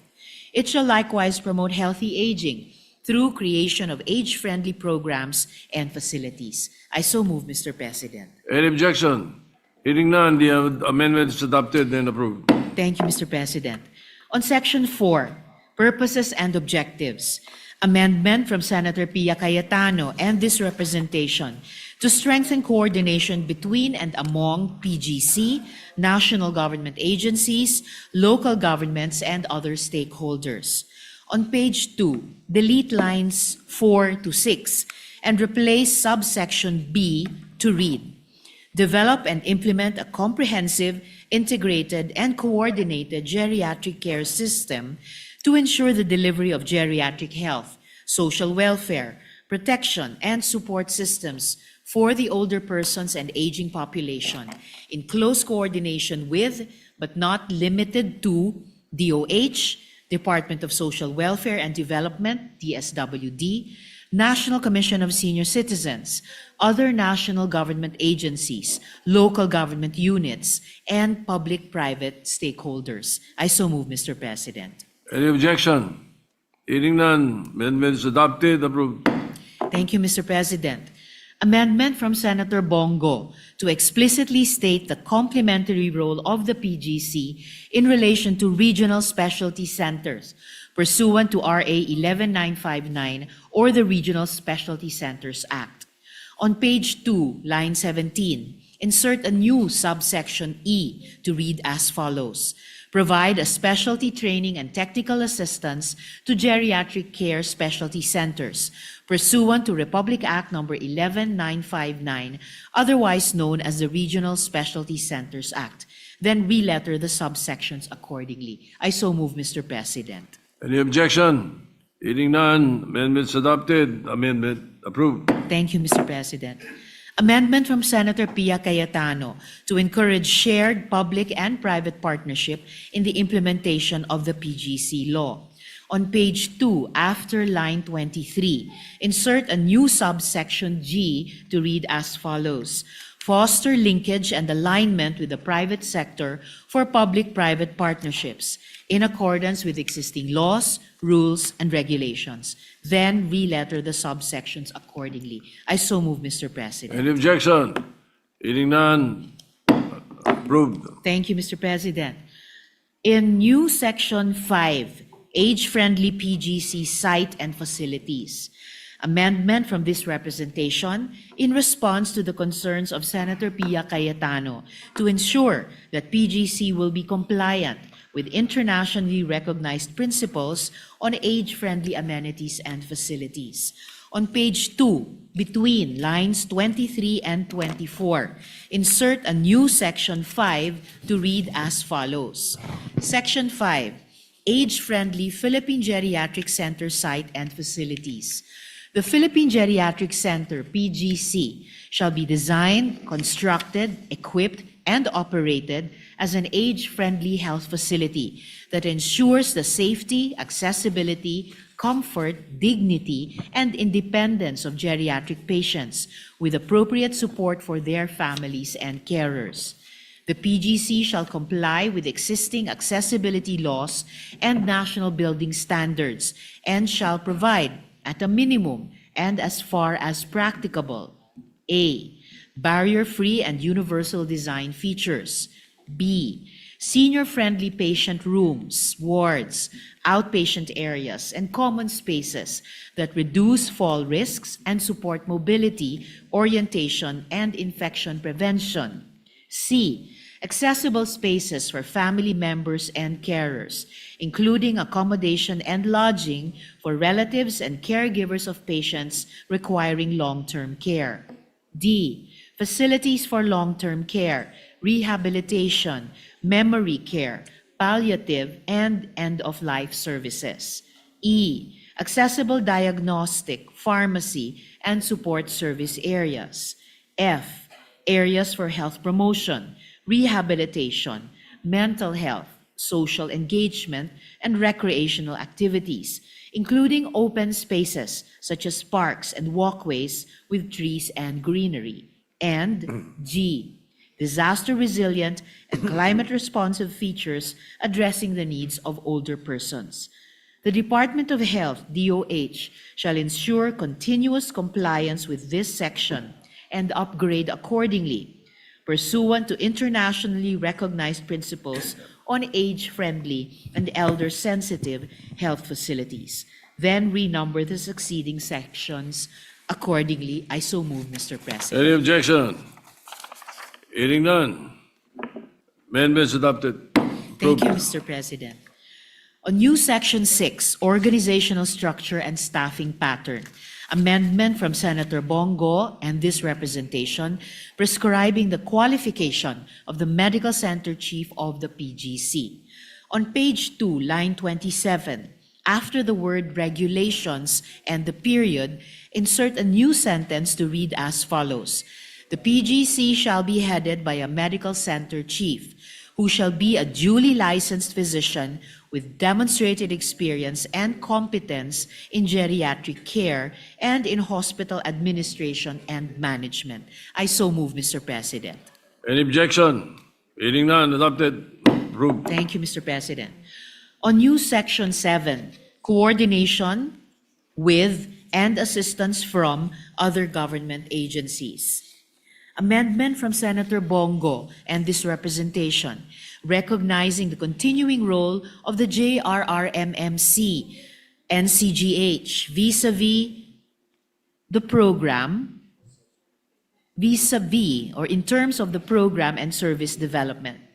On page 2, line 29, after the word DOH and the comma, insert the words, the Jose R. Reyes Memorial Medical Center, National Center for Geriatric Health, JRRMMC-NCGH, and a comma. And on the same page, line 32, replace the word elderly with the words older person and the aging population, so that the new sentence will then read as follows. The PGC shall collaborate with the DOH, the Jose R. Reyes Memorial Medical Center, National Center for Geriatric Health, JRRMMC-NCGH, the Philippine Health Insurance Corporation, PhilHealth, and the National Commission of Senior Citizens, NCSC, in the development, implementation, and continuous improvement of programs and services for the older person and the aging population. I so move, Mr. President. Any objection? Hearing none. Approved. Thank you, Mr. President. Amendment from this representation clarifying that the Philippine Geriatric Center shall not function as a standalone hospital facility, but shall serve as the apex of a continuing and integrated geriatric care system across all levels of health service delivery, fully aligned with the Universal Healthcare UHC framework. And from Senator Robin Padilla, emphasizing that indigent and low-income older persons, as well as vulnerable aging populations, shall be given priority access to geriatric services, consistent with existing social protection programs and the UHC framework. And also from Senator Pia Cayetano, integrating social welfare and support systems with geriatric care to address the complex need of the older persons and aging population. On page 3, delete lines 6 to 10 and replace with a paragraph that reads as follows. In coordination with the DOH, PhilHealth, LGUs, and relevant health agencies and facilities, the PGC shall ensure the integration of comprehensive geriatric services within the Universal Healthcare UHC framework. This shall include, but shall not be limited to, the strengthening of the healthcare provider network and a functional referral system for geriatric care across all levels of care, from primary to tertiary facilities. The PGC shall likewise ensure priority access to geriatric services for indigent and low-income geriatric patients, older persons, and aging population, consistent with the UHC Act. The PGC, in close coordination with the DSWD and NCSC, shall develop and implement programs related to the social welfare and social protection programs for the older persons and aging population. This provision shall further cover the inclusion, expansion, and enhancement of PhilHealth benefit packages for age-related conditions, long-term care, palliative, rehabilitative, and preventive health services that are responsive to the specific needs of older persons and the aging population. I so move, Mr. President. Any objection? Hearing none, the amendment is approved. Thank you, Mr. President. New sections on public-private partnership, completion of PGC, and congressional oversight. On page 3, between lines 13 and 14, insert new sections as follows. On new section 8, public-private partnerships, amendment from Senator Pia Cayetano and this representation, enabling the PGC to leverage private sector resources and innovation and ensuring sustainable operations and expanded access to quality care for older persons and aging population. On page 3, between lines 13 and 14, insert a new section 8 to read. Section 8, public-private partnerships. The PGC, DOH, and Public-Private Partnership Center, PPC, shall collaborate in pursuing public-private partnerships, PPP, for the establishment and development of geriatric care and wellness facilities, including related infrastructures, programs, and services that promote healthy aging and the welfare of older persons and aging population. The PGC may request the assistance of other national government agencies and local government units in seeking PPPs to ensure adequate support systems, sustainable operations, and innovative approaches in geriatric care. I so move, Mr. President. Any objection? Hearing none, the amendment is adopted. Thank you, Mr. President. On new section 9, completion period of PGC, amendment from this representation, setting the deadline and ensuring timely completion of the PGC in response to the concerns raised that the PGC will potentially become a white elephant project. Section 9, completion of the Philippine Geriatric Center. The DOH, in coordination with the implementing agencies, shall ensure that the PGC is fully constructed, equipped, and operational within 5 to 7 years from the effectivity of this act. I so move, Mr. President. Any objection? Hearing none, the amendment is approved. Thank you, Mr. President. And finally, on new section 10, congressional oversight. Amendment from this representation providing for congressional oversight, monitoring, and accountability to ensure timely completion of the construction, procurement, staffing, and operational readiness of the PGC. Section 10, congressional oversight and monitoring.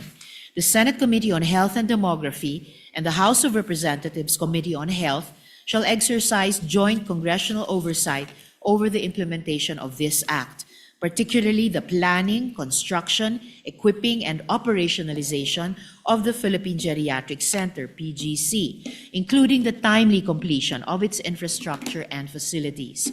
For this purpose, the DOH, in coordination with other concerned agencies, shall submit to the said committee semi-annual reports detailing the physical and financial status of the project, compliance with approved timelines and project milestones, procurement activities, and any delays, constraints, or deviations affecting implementation, together with corresponding corrective actions.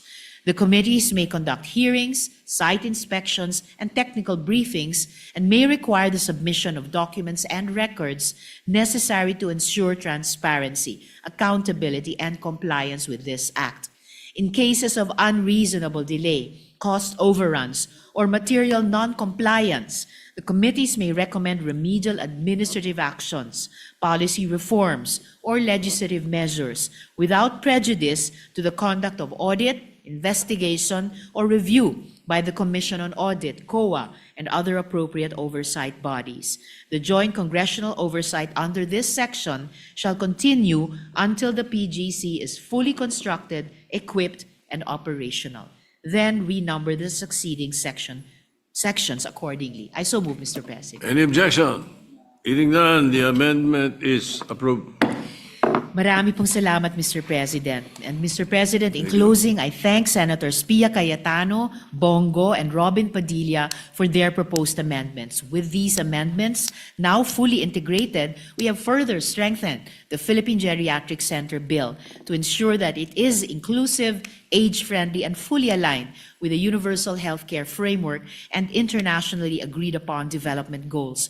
I therefore respectfully move that the period of amendments be closed so that we may proceed with the approval of this important measure. And finally, on behalf of the authors of the Philippine Geriatric Center Bill, Senators Mark Villar, Lito Lapid, Jinggoy Estrada, Bongo, Loren Legarda, Erwin Tulfo, Majority Leader Mig Subiri, Rafi Tulfo, and Joel Villanueva, maraming salamat, and may our senior citizens and elders live long and healthier, Mr. President. Majority Leader. What does the Majority Leader say? Thank you, Mr. President. Before we act on the request of our dear colleague, may I also be made a co-author of the measure, Mr. President, co-sponsor? I have an author, okay. You already are. My two colleagues here also want to be made. They are already. Including Senator Legarda? Yes. So she asked me the age now of geriatric age. Sabi ko, I really don't know if it's 60 as senior citizen or 70.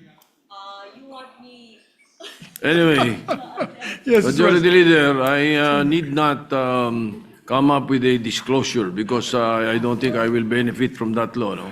Yes, yes, that's true. Mr. President, half in jest, but also because of my inquiring mind, I'm one of the authors, but I don't recall seeing a definition of terms of geriatric. But it's way past the period of definition of terms. You already closed the period of amendments. But when I ask the Majority Leader, I will just tell you later after adjournment What he said what he said about you and me and Senator Lacson. No. about you. No, About of me. course. I actually did not say anything, Mr. President. I was just pointing to the direction there. But marami Mr. din President, dito. Huwag mapipilipat ang dila ng Tabukidnon. That's why I will hold, lest I say something.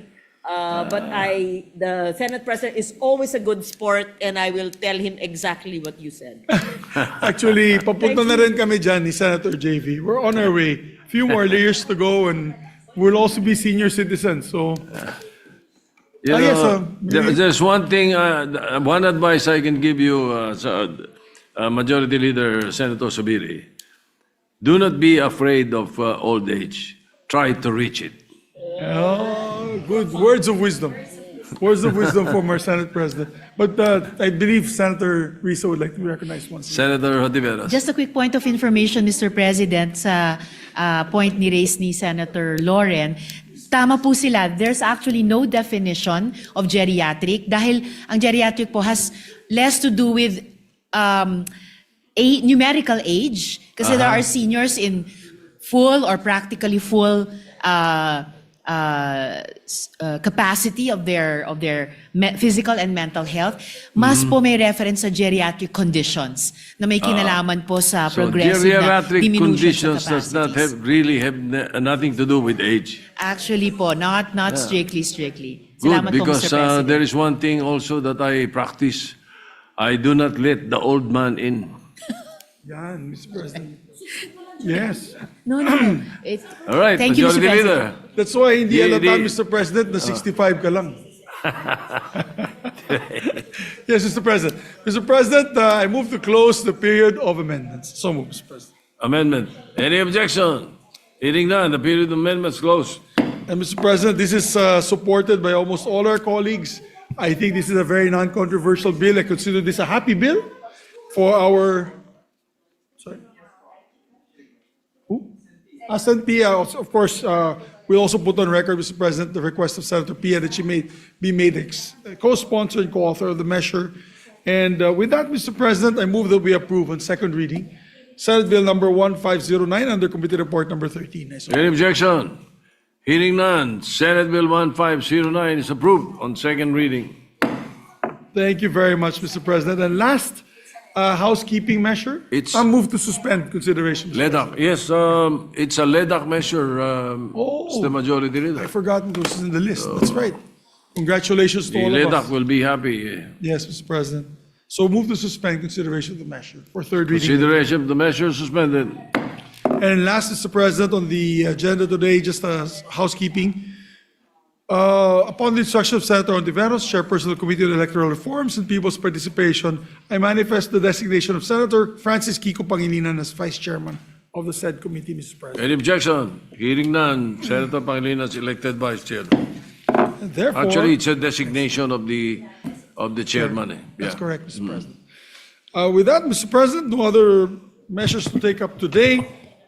I move that we adjourn the session until 3 o'clock in the afternoon, Wednesday, January 28, 2026. Thank you, Mr. Any President. objection? Hearing none, the session is adjourned until 3 o'clock in the afternoon of Wednesday, January 28, 2026. Thank you, Mr. President.